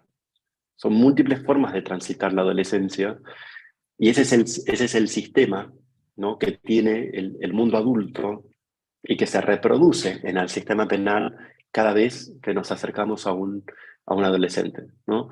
Y me parece, y algo que veíamos hablando con Eva, es que, bueno, todos y todas estamos socializados en esas prácticas, y el desafío es cómo romper y cómo hacer que la justicia restaurativa no reproduzca esas prácticas tutelares sobre los cuerpos de los adolescentes, sobre los cuerpos de los pibes, ¿no?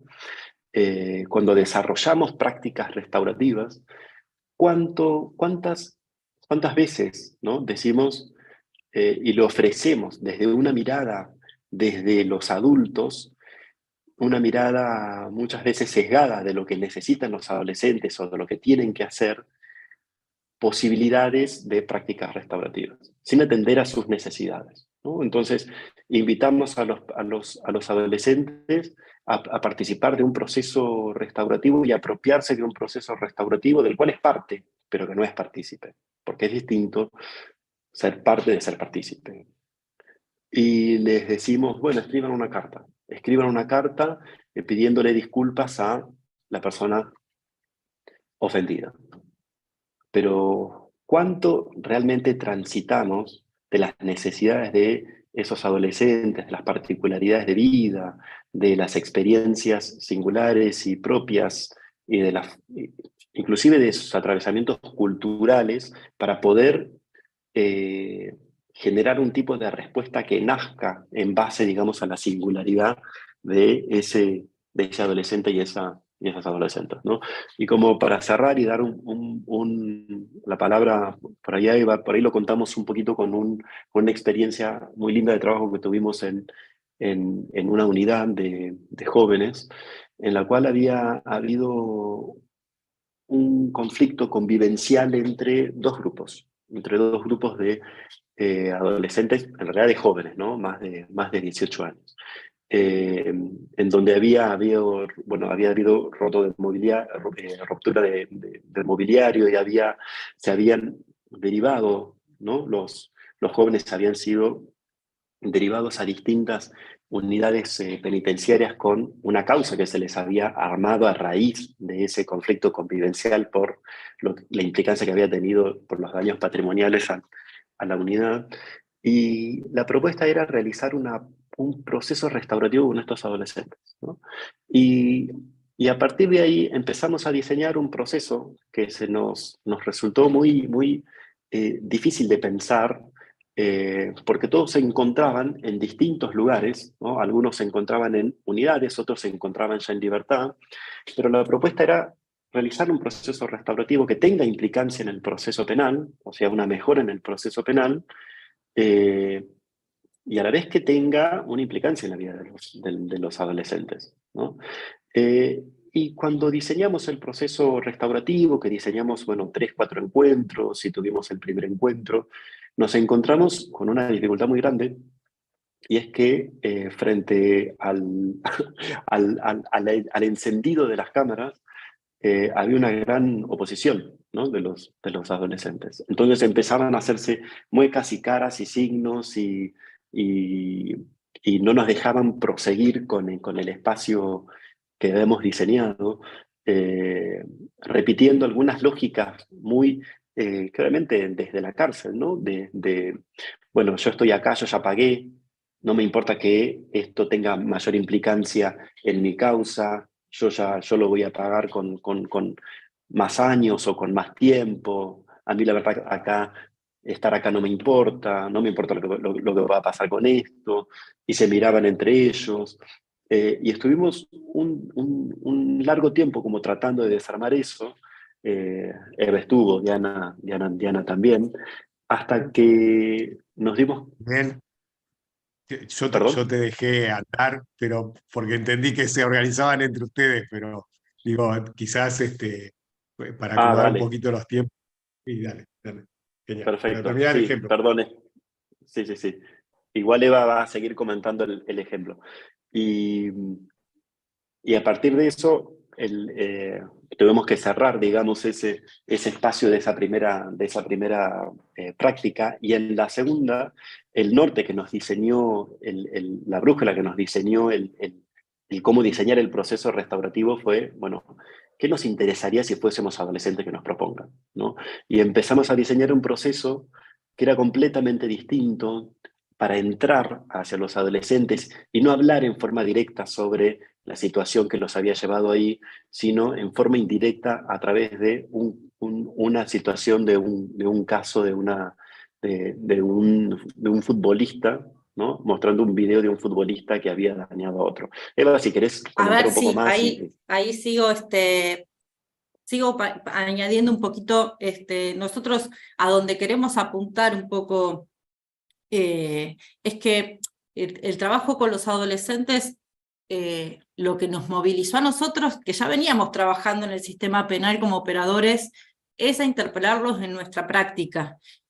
Nos interpeló en este posicionamiento adulto que tenemos desde lo tutelar, muy marcado todos, el reconocer que uno siempre marca en una relación de poder, y mucho más aún cuando tenemos a alguien, nosotros ejerciendo un rol adulto y un rol profesional, esa posición de decirle al otro lo que debe hacer, decirle al otro lo que está bien y lo que está mal, lo que la sociedad espera de nosotros y lo que no. Entonces, para nosotros es importante marcar que en la intervención con adolescentes debemos corrernos de ese lugar, y también debemos corrernos de esa mirada de castigo punitiva, donde se analiza cuál fue el daño causado o cuál fue la situación de daño, para trabajar sobre los intereses, que se habla mucho. Que un poco, bueno, en esta situación que trajo Miguel último, aparece. Trabajar sobre los intereses en la trayectoria adolescente tiene que ver con que en ese tránsito hacia la adultez, los adolescentes construyen el modo de relacionarse y construyen su modo de ser adulto, de cómo relacionarse en su vida social y laboral como adulto. Y ahí copian los modelos adultos más cercanos, con las familias, con las instituciones, cómo son tratados, y muchas veces, a partir de sus propios intereses, se rebelan y transgreden esos modelos adultos, o se acomodan a los modos sociales que les marca esa vida adulta. Es en esa transgresión, en ese camino que hacen los adolescentes que buscan y arman su identidad.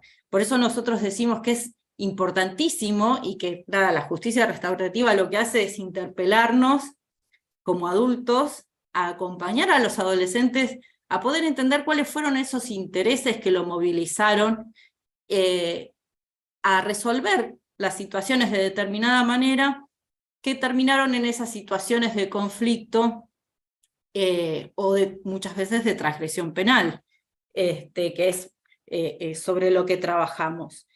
Por eso decimos que los procesos restaurativos con adolescentes, por lo menos desde nuestra perspectiva, no se deben centrar en la culpabilidad ni en el reconocimiento de la responsabilidad del hecho. Porque muchas veces los pibes nos dicen, yo no fui o yo no tuve nada que ver, terminé en esa situación. Entonces lo que hay que analizar en todo caso, en ese modo de relación o en ese contexto de relaciones que lo pusieron en riesgo y lo hizo terminar en esa situación, cuáles fueron los intereses y qué cosas hay que modificar para no terminar nuevamente en esa situación de riesgo. O bueno, a veces hay un reconocimiento de la responsabilidad, pero también hay una justificación. Y en esa justificación lo que tenemos que trabajar es la reflexión de cuáles fueron las consecuencias que tuvo esa situación o esos modos de resolver los conflictos en su propia vida y también en la vida de las personas de su entorno o en las personas que participaron de esa situación de conflicto. Y en ese sentido, bueno, un poco el ejemplo que traía Miguel, los chicos del pabellón que habían tenido ese conflicto entre sí, ellos se hacían cargo, era un poco esta frase conocida como, bueno, nada, si te gustó el durazno, bancate la pelusa, si yo me la mandé, yo me la banco, ¿viste? Un poco nos decían eso al principio, como si yo hice algo, yo pago. Fue el recibimiento que tuvimos. Y un poco lo que nosotros queríamos hacerle entender de que, bueno, había otros modos de resolver esa situación sin que tengan que pagar con una sanción, que por ahí a algunos no les implicaba demasiada diferencia en su privación de libertad, pero a otros sí. Había otros que estaban próximos a salir a libertad y si le aplicaban una sanción de mayor privación de libertad, iban a tener que comerse más tiempo adentro. Entonces, para poder trabajar eso y para que ellos puedan comprender y entender que había otros modos de relacionamiento, lo trabajamos desde un conflicto ajeno, desde un conflicto que no tenía nada que ver con lo que a ellos les estaba sucediendo. Nos pasó también hace poquito en un trabajo con un adolescente que está cursando su causa penal en prisión domiciliaria, que él estuvo en el medio de una situación de violencia y nosotros planificamos algunos encuentros con él para después pasar a un encuentro con una víctima subrogada. Él, ya había pasado por la audiencia de responsabilización y él asumía que había sido responsable, pero tenía como una necesidad de justificarnos por qué había hecho lo que había hecho. Y nosotros le decíamos que no tenía que justificar nada ante nosotros, que nosotros no estábamos ahí para juzgarlo, sino para ver qué cosas él podía reparar de esta situación. Y ahí estaba, en su presentación nos decía de que él pertenecía a un grupo cultural, a una comunidad que era muy estigmatizada, y que parte de esa estigmatización y esa persecución que él sufría desde chico había tenido que ver con su reacción.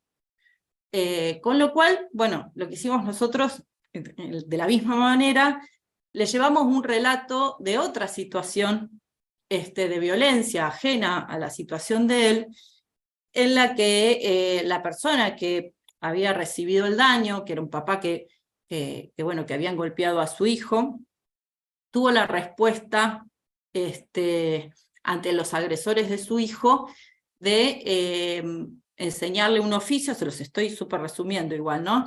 De enseñarles un oficio y brindarles un espacio de trabajo. Algo tan sencillo como esto, pero en un contexto donde este hombre lo estaba haciendo a los agresores de su hijo, que lo habían dejado en coma a su hijo, ¿no? ¿Y por qué tenía esta respuesta? Porque, bueno, él entendía que esos chicos, algo les tendría que haber pasado, esa violencia tenía que ser tratada de otra manera. No, la respuesta no podía ser devolverle más violencia. Cuando le contamos esto al jovencito con el que estábamos trabajando, no lo podía entender. No podía entender en su cabeza de que alguien, ante una situación de violencia vivida en carne propia, responda de otra manera. Y esto lo llevó a él inmediatamente a identificarse con el dolor y la discriminación que seguramente esos chicos que le causaron dolor y que golpearon al hijo de esta persona, había sufrido por ser discriminado o estigmatizado, y empezó a pensar en situaciones que por ahí, que por ahí no eran exactamente las que le pasaban a ese chico, pero que sí son situaciones sociales generales que todos conocemos, situaciones económicas, culturales, sociales, de grupos de personas que lo viven permanentemente. Él se identificó con eso y sintió que realmente en ese espacio estaba siendo escuchado y pudo identificar que la necesidad que él tenía para reparar esta situación que estaba atravesando era que escuchen, que los otros en este proceso que estaba cursando, escuchen ese dolor y esa situación de discriminación que él estaba atravesando y viviendo como adolescente, ahora como joven, porque ya había pasado el tiempo. Y ahí como que se pudo dar vuelta, ¿no? Un poco esta justificación del daño para poder entender cuál era su necesidad. La necesidad de mostrar que él no era malo, que nos lo dijo además desde el primer momento, yo no soy malo por pertenecer a esta comunidad.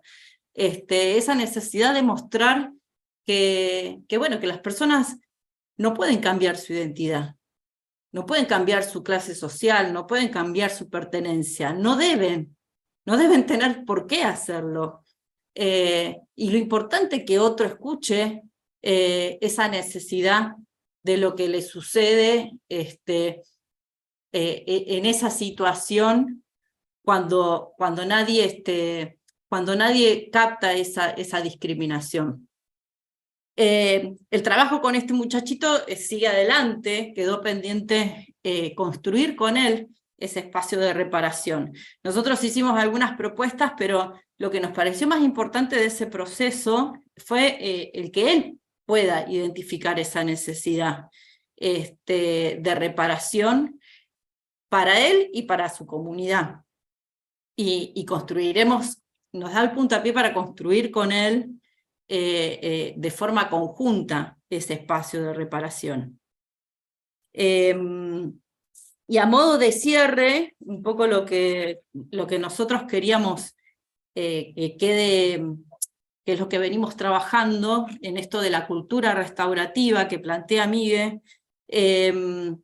Para nosotros el enfoque, la justicia restaurativa la tomamos más desde el enfoque restaurativo, desde una mirada hacia nuestras prácticas.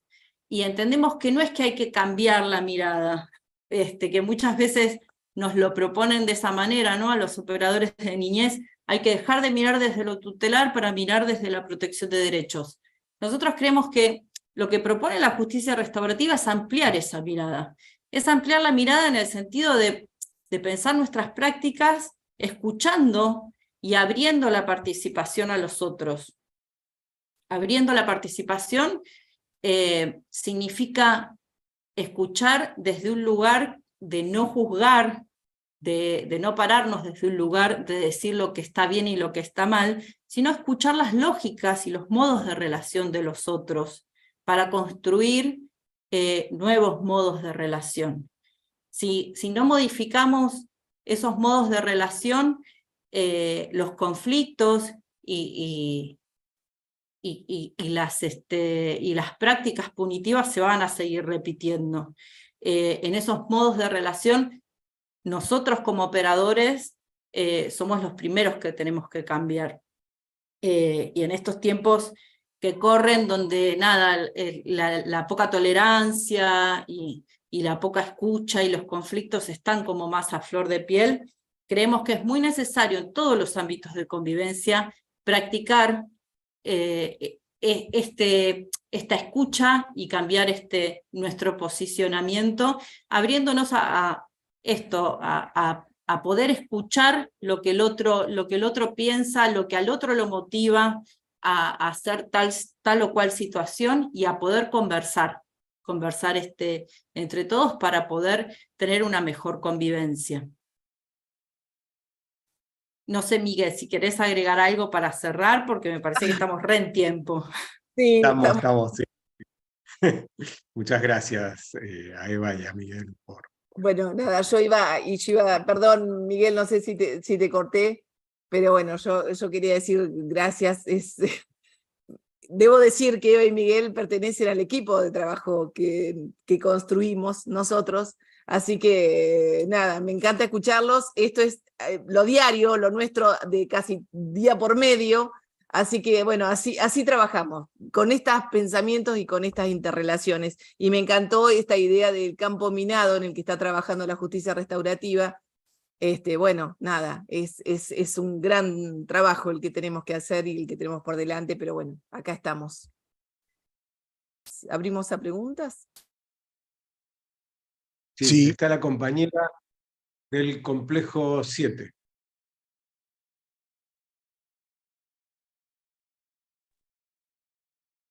Ahí está. ¿Tenés micrófono? No.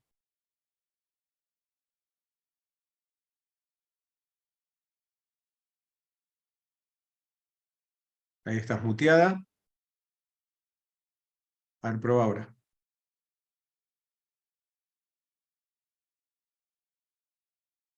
No se escucha, pero estás desmuteada, así que tendría que andar. ¿Estás usando computadora o celular? Claro, ¿cómo haces para contestarme? Claro. No, puede hacer un gesto. Ah, celular. Y activar los dedos. El celular estás usando. Capaz que te está haciendo falta Está hacer... congelada, me parece. Ah, computadora. Debes tener apagado el micrófono de la computadora. Seguramente abajo a la derecha te podría estar indicando. No del La Zoom, sino imagen de me parece que... Pampa, me pienso, parece digamos, que está acá abajo. congelada la imagen. ¿De quién? De la chica del complejo 7. Ahora se movió, pero estaba como... Me parece que puede ser la conexión. Bueno, no te escuchamos. Seguimos con otro, te dejamos igual ahí con la mano levantada por si ves que puedes resolver el audio. Te dejo con el micrófono abierto, así podés ir probando. Módulo 4, ahí vamos.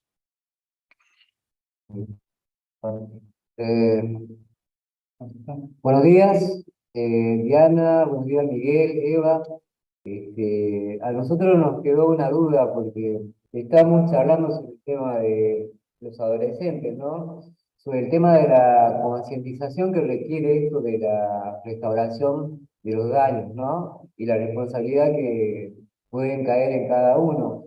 Y nosotros también consideramos que para ampliar este panorama sería bueno que esta responsabilidad o este proceso recaiga también sobre los responsables o los tutores que están con los adolescentes, porque, como usted lo decía, ellos copian o imitan imágenes de su entorno, generalmente el entorno más cercano, que es el de los familiares, que quizás los llevan también a realizar los hechos delictivos, o en el lugar donde están, realmente en los barrios. Entonces, creo que acá hay que reconocer una responsabilidad que sea más general, más grupal, que no tenga que ver únicamente con el adolescente, sino con el entorno, para así llevar la idea de la concientización y no quede en el adolescente que por ahí pasa por procesos inestables, quizás propios de la edad, ¿no? Y le exigimos demasiado que acepte una culpa, una responsabilidad que todavía no entiende. Es necesario también, o nosotros consideramos que es necesario que esta responsabilidad también vaya acompañada de las personas que están a su cargo, ¿no? Y bueno, eso es más o menos lo que habíamos pensado nosotros acá del módulo 4 de 6. Gracias. Muchas gracias. Muchas gracias. Gracias. Cortito, es la parte que nos faltó decir conmigo, o sea, esencial en el trabajo con adolescentes la corresponsabilidad, trabajar la responsabilidad compartida, pero no porque a veces nada, las instituciones o los adultos son más susceptibles, ¿viste? Cuando le hablas de responsabilidades. La corresponsabilidad tiene que ver con esto que planteás vos precisamente, con armar esa red que sostenga a los adolescentes y entender que el aprendizaje en la reparación de un daño tiene que ser compartido, no es absolutamente responsabilidad del adolescente.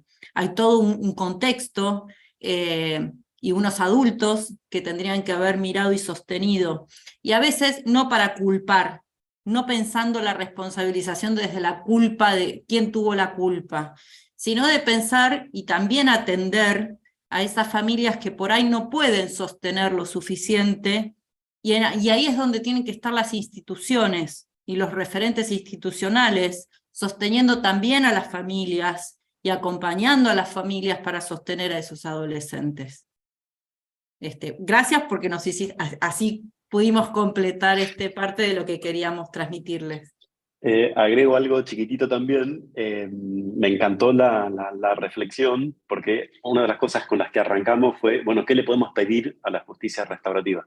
Me parece que la respuesta la diste vos, ¿no? En eso que nos faltaba. Hay un proverbio africano muy hermoso que dice, se necesita un pueblo para criar a un hijo, y esa es la corresponsabilidad de la que habla Eva. No hay responsabilidad individual, sino hay responsabilidad social, ¿no?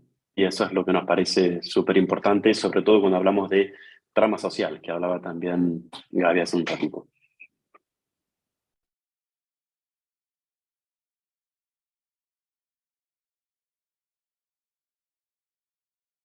Bueno, le damos la palabra entonces a los compañeros del Federal. Ahí tienen micrófono. A ver, desmuteate. Unidad 8. Hola, ¿qué tal? Buenos días a todos. Bueno, estamos aquí desde la Unidad Federal número 8 de San Salvador de Jujuy. Queríamos hacerle una pregunta para cualquiera de los disertantes del día de hoy, más allá de que el licenciado Asís y la licenciada Cabana hayan expuesto sobre práctica de justicia restaurativa para adolescentes.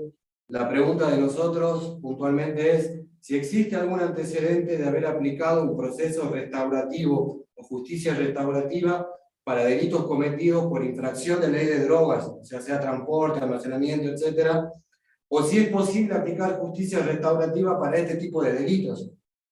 Esa es nuestra pregunta puntual.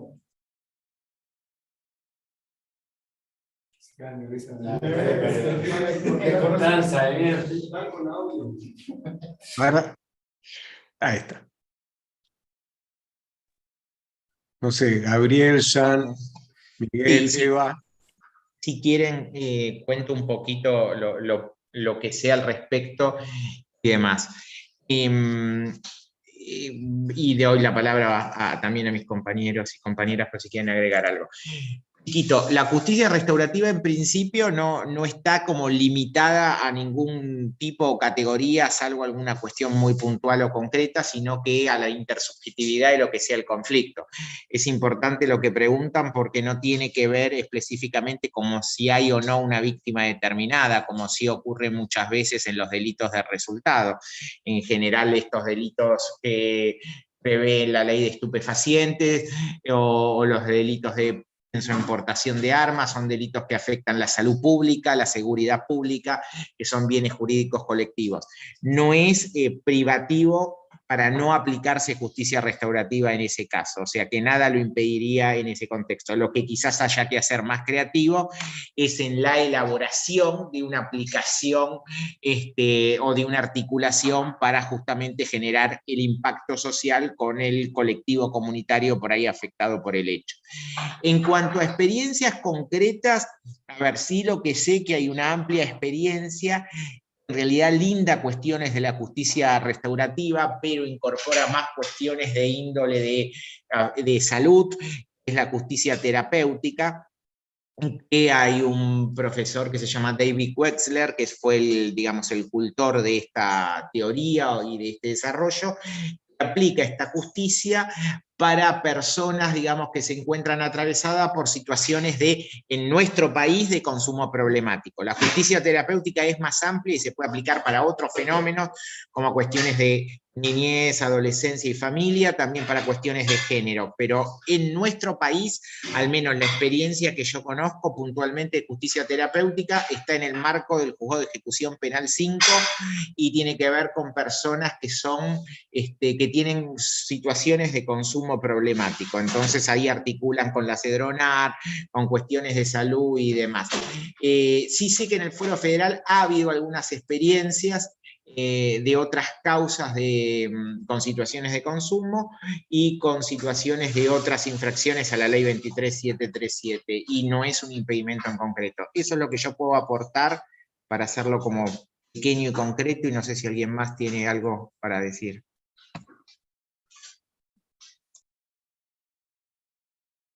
Bueno, voy a agregar dos cositas. Yo comparto lo que acaba de decir Gabriel, ¿no?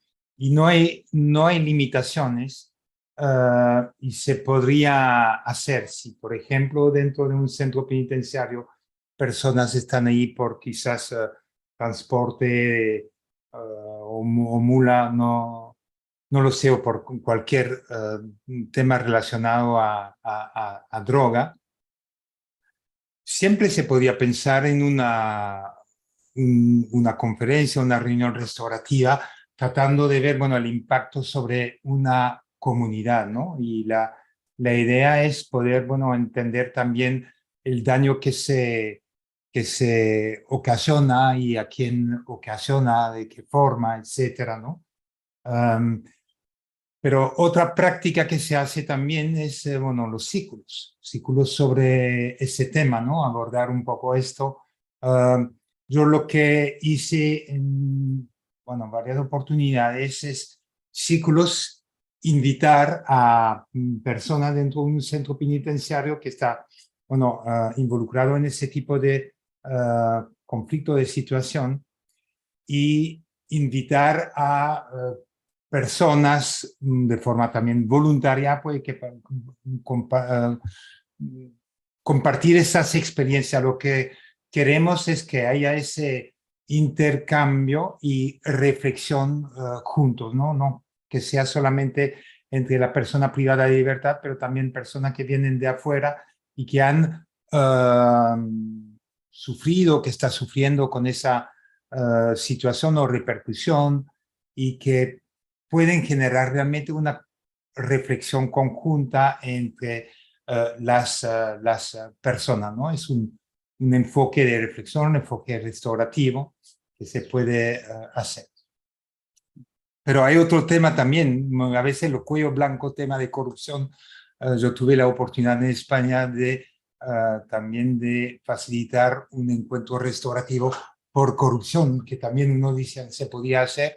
Y bueno, yo creo que no hay limitación, hay que ser también creativo y abrir a eso. Complejo 7, a ver si tenés audio. No se te escucha. No, bueno, si querés hacer la pregunta en el chat y te la leemos.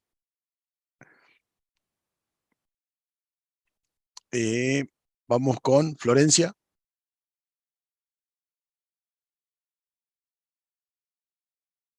Estás muteada, Florencia. Ya me desmuteo. Hola, buen día para todos. Me quedé pensando en algo que dijo, creo que es el último compañero que habló, o el anterior, no me acuerdo, pero bueno, esto. Qué importante, me chocó, me golpeó, qué importante es la posibilidad de no proteger, creer que protegemos, cuando el abogado le dice a la persona que cometió el daño, no, vos no digas nada, vos no expliques nada, vos no hables nada, vos quedate callado, déjame hablar a mí. Y entonces esa persona que cometió el daño, que después veremos qué pasó, no puede descargar ni siquiera, no puede verbalizar lo que le pasó, arrancando como hacen ustedes siempre, hacemos entre todos, desde la base, ¿no? Lo básico. A ver, ni siquiera puede decir lo que le pasó. Yo creo que ni el abogado lo escucha para no contaminarse. ¿Y entonces quién lo escucha? Excelente esto del tema de la justicia restaurativa. No, mi pregunta va en qué lugares de la Argentina se está aplicando a pleno o nada más. Solo eso, y decirles que me pareció muy importante esto que se le permita hablar al sujeto. No importa sea adolescente o no, siempre es un sujeto con derecho a hablar.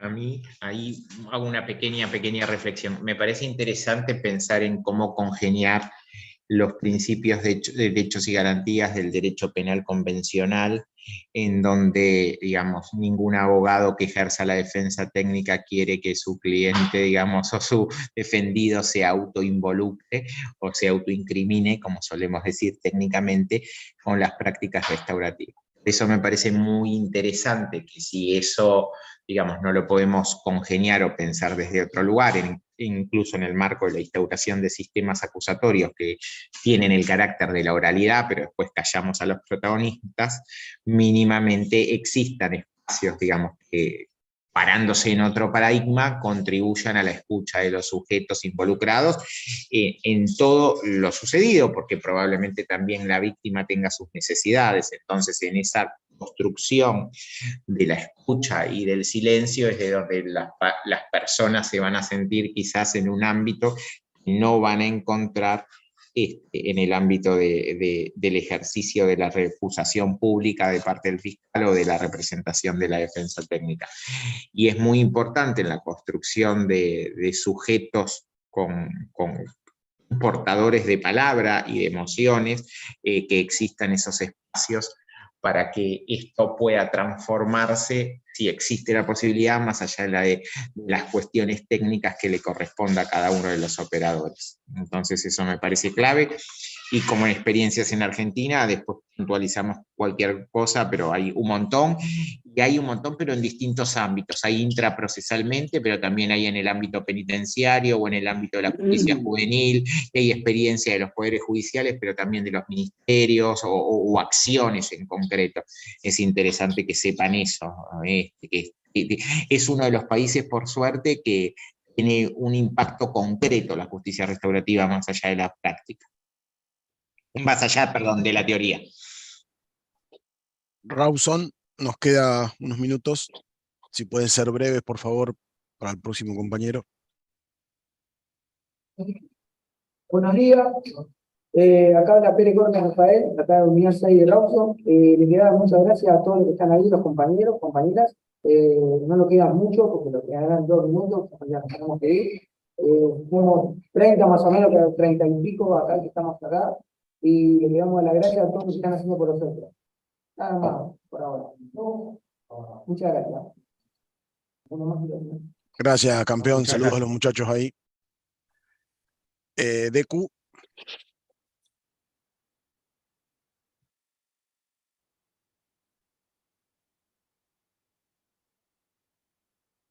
Está muteado. Ahí estoy. Bueno, Me parece que tengo tres aspectos fundamentales de cada una de las disertaciones que me parecieron muy brillantes como aportes. En el caso de Jean, esto de separar el acto de la persona.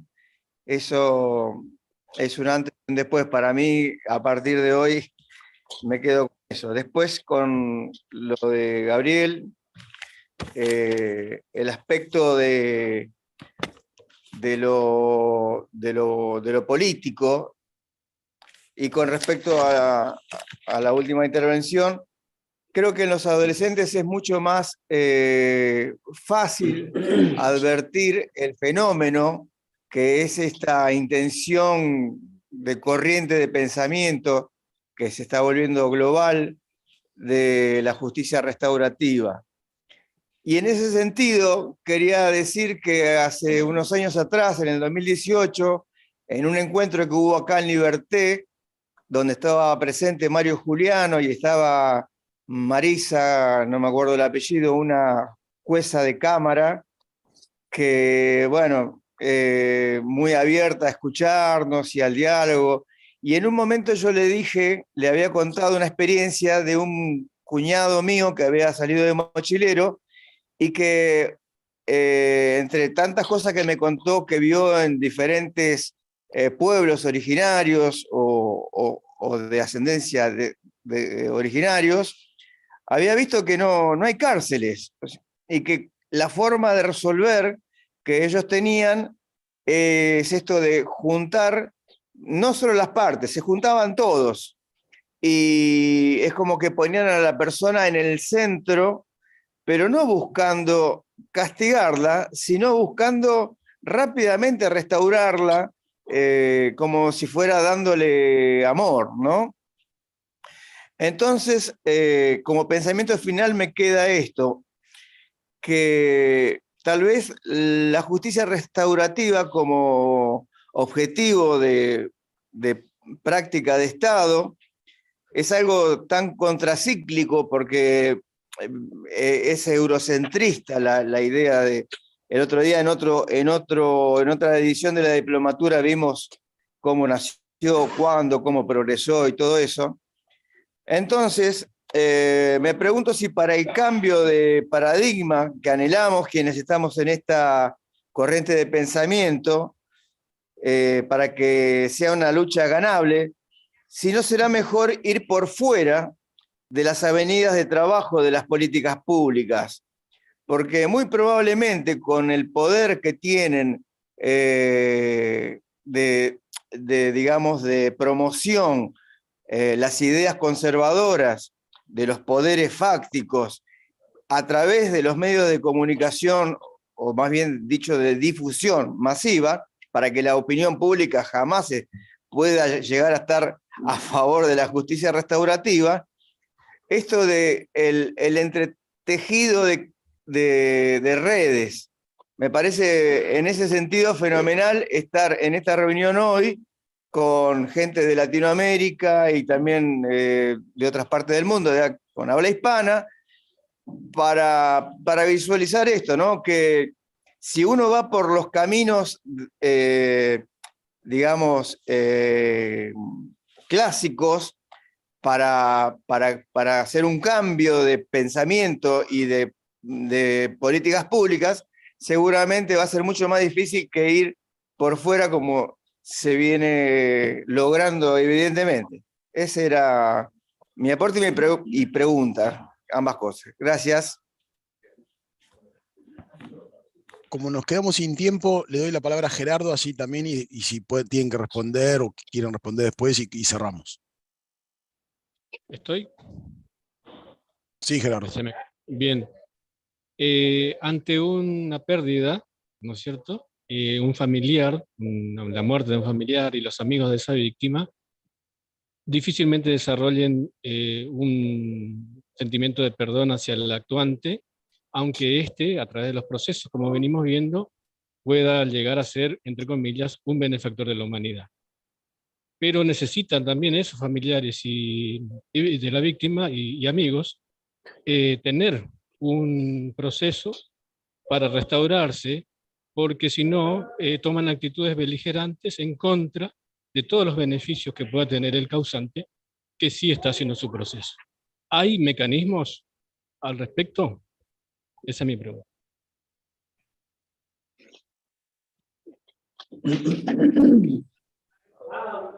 Bueno, yo creo que un encuentro restaurativo, una reunión, y cuando hablamos de ese tipo de situación como, bueno, pérdida de una persona, un homicidio, en general toma tiempo, pasa incluso años antes que las personas o las personas afectadas o la persona incluso, bueno, responsable acepte un encuentro, ¿no? Y es importante justamente el espacio, un espacio respetuoso, por eso insisto nuevamente sobre la preparación, pero que la persona puede expresarse, ser escuchada y descubrir, bueno, vuelvo a decir lo que dijo antes, ¿no? Descubrir las personas, quizá rechazar ese acto, pero no rechazar a la persona. Y hay, bueno, situaciones en el mundo interesante, incluso por homicidio, donde luego una restauración de la relación. El documental que le he enviado ahora por email son 3 casos, y son 3 casos muy serio, pero súper serio, y donde hay hasta restauración de relaciones entre la persona afectada, las personas afectadas y la persona responsable de los hechos. Algo también como mito que hay, a veces uno piensa que la justicia restaurativa es absolutamente la reconciliación, el perdón, etcétera, y no es eso, sino que lo que sí, el proceso que llevamos a cabo permite o contribuye a que eso pueda ocurrir, pero no es que debe ocurrir, no es un objetivo en sí, sino que el proceso permite realmente que eso ocurra. Y es lo que decía también en mi ponencia, en caso de homicidio, es permitir también a la persona o las personas afectadas de superar ese trauma y dar vuelta a la página y seguir adelante con su vida, ¿no? Es lo que permite, para quizás responder un poco a la última intervención. Bueno, Diana, Ricardo. Bueno, en principio, ustedes saben, los que han seguido la diplomatura, que nosotros también acá en la Argentina, desde Víctimas por la Paz, tenemos hecho encuentros restaurativos en ocasiones de homicidios, con lo cual comparto absolutamente lo que dijo Jean, y bueno, tenemos ejemplos muy concretos, y bueno, y la verdad es que no es casual, digamos, que lo hagamos también desde una asociación de víctimas, para entender también que esto que siempre estamos pensando, si las víctimas quisieran, si es mejor, si ayuda a las víctimas, bueno, los que siguen esta diplomatura saben de todo esto que yo ya ahora no me voy a poner a explayar. Lo que sí quiero es agradecer muchísimo al equipo. La coordinación es grande en Liberté, o sea que primero siempre es agradecer a Liberté. La coordinación es grande, pero hay después coordinaciones especiales para los módulos, aunque la justicia restaurativa nos va a seguir atravesando. Pero bueno, en el módulo que nos corresponde, yo quiero agradecer inmensamente a Ani Acevedo, que es mi compañera de módulo, igual que a Jimena Monsalve y a Jimena Falco, que la verdad que entre las 4 es que se ha logrado que tengamos estos 3 sábados para mí preciosos, que quedan para volverlos a escuchar una y un montón de veces más, y bueno, espero que haya sido bueno para todos y que sigamos reflexionando y pensando sobre esto y sobre lo que yo siempre digo, que en tiempos de amor propio, el amor hacia los demás es revolución. Ricardo. Bien, bueno, por supuesto que fue un lujo, fueron un lujo estos 3 sábados. Creo me gustaría también decir una palabrita más sobre algo que dijo Miguel, que me parece muy interesante, ¿no? Que es que no hay saberes expertos sobre justicia restaurativa.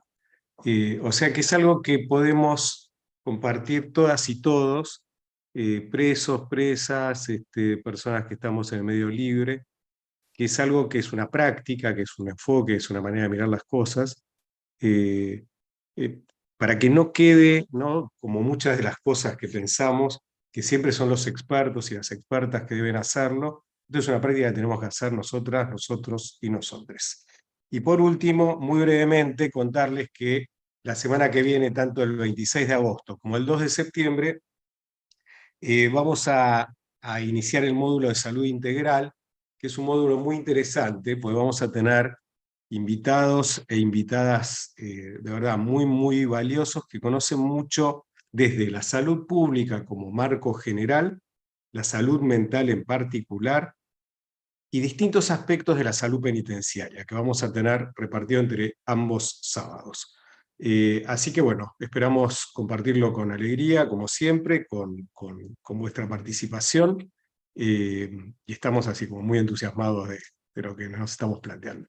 Así que nada, un abrazo de mi parte y nos vemos el próximo sábado. Adelante, Miguel. De esta forma llegamos al final de otra jornada, la 11ª jornada de la diplomatura y última de Extensión Universitaria e Integración Social, tercer módulo de Justicia Restaurativa.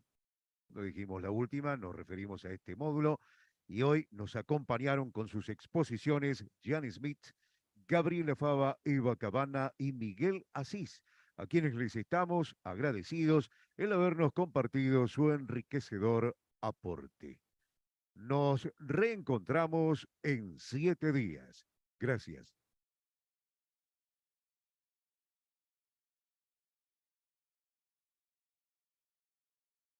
Abro los micrófonos. Muchas gracias. Gracias. Muchas gracias.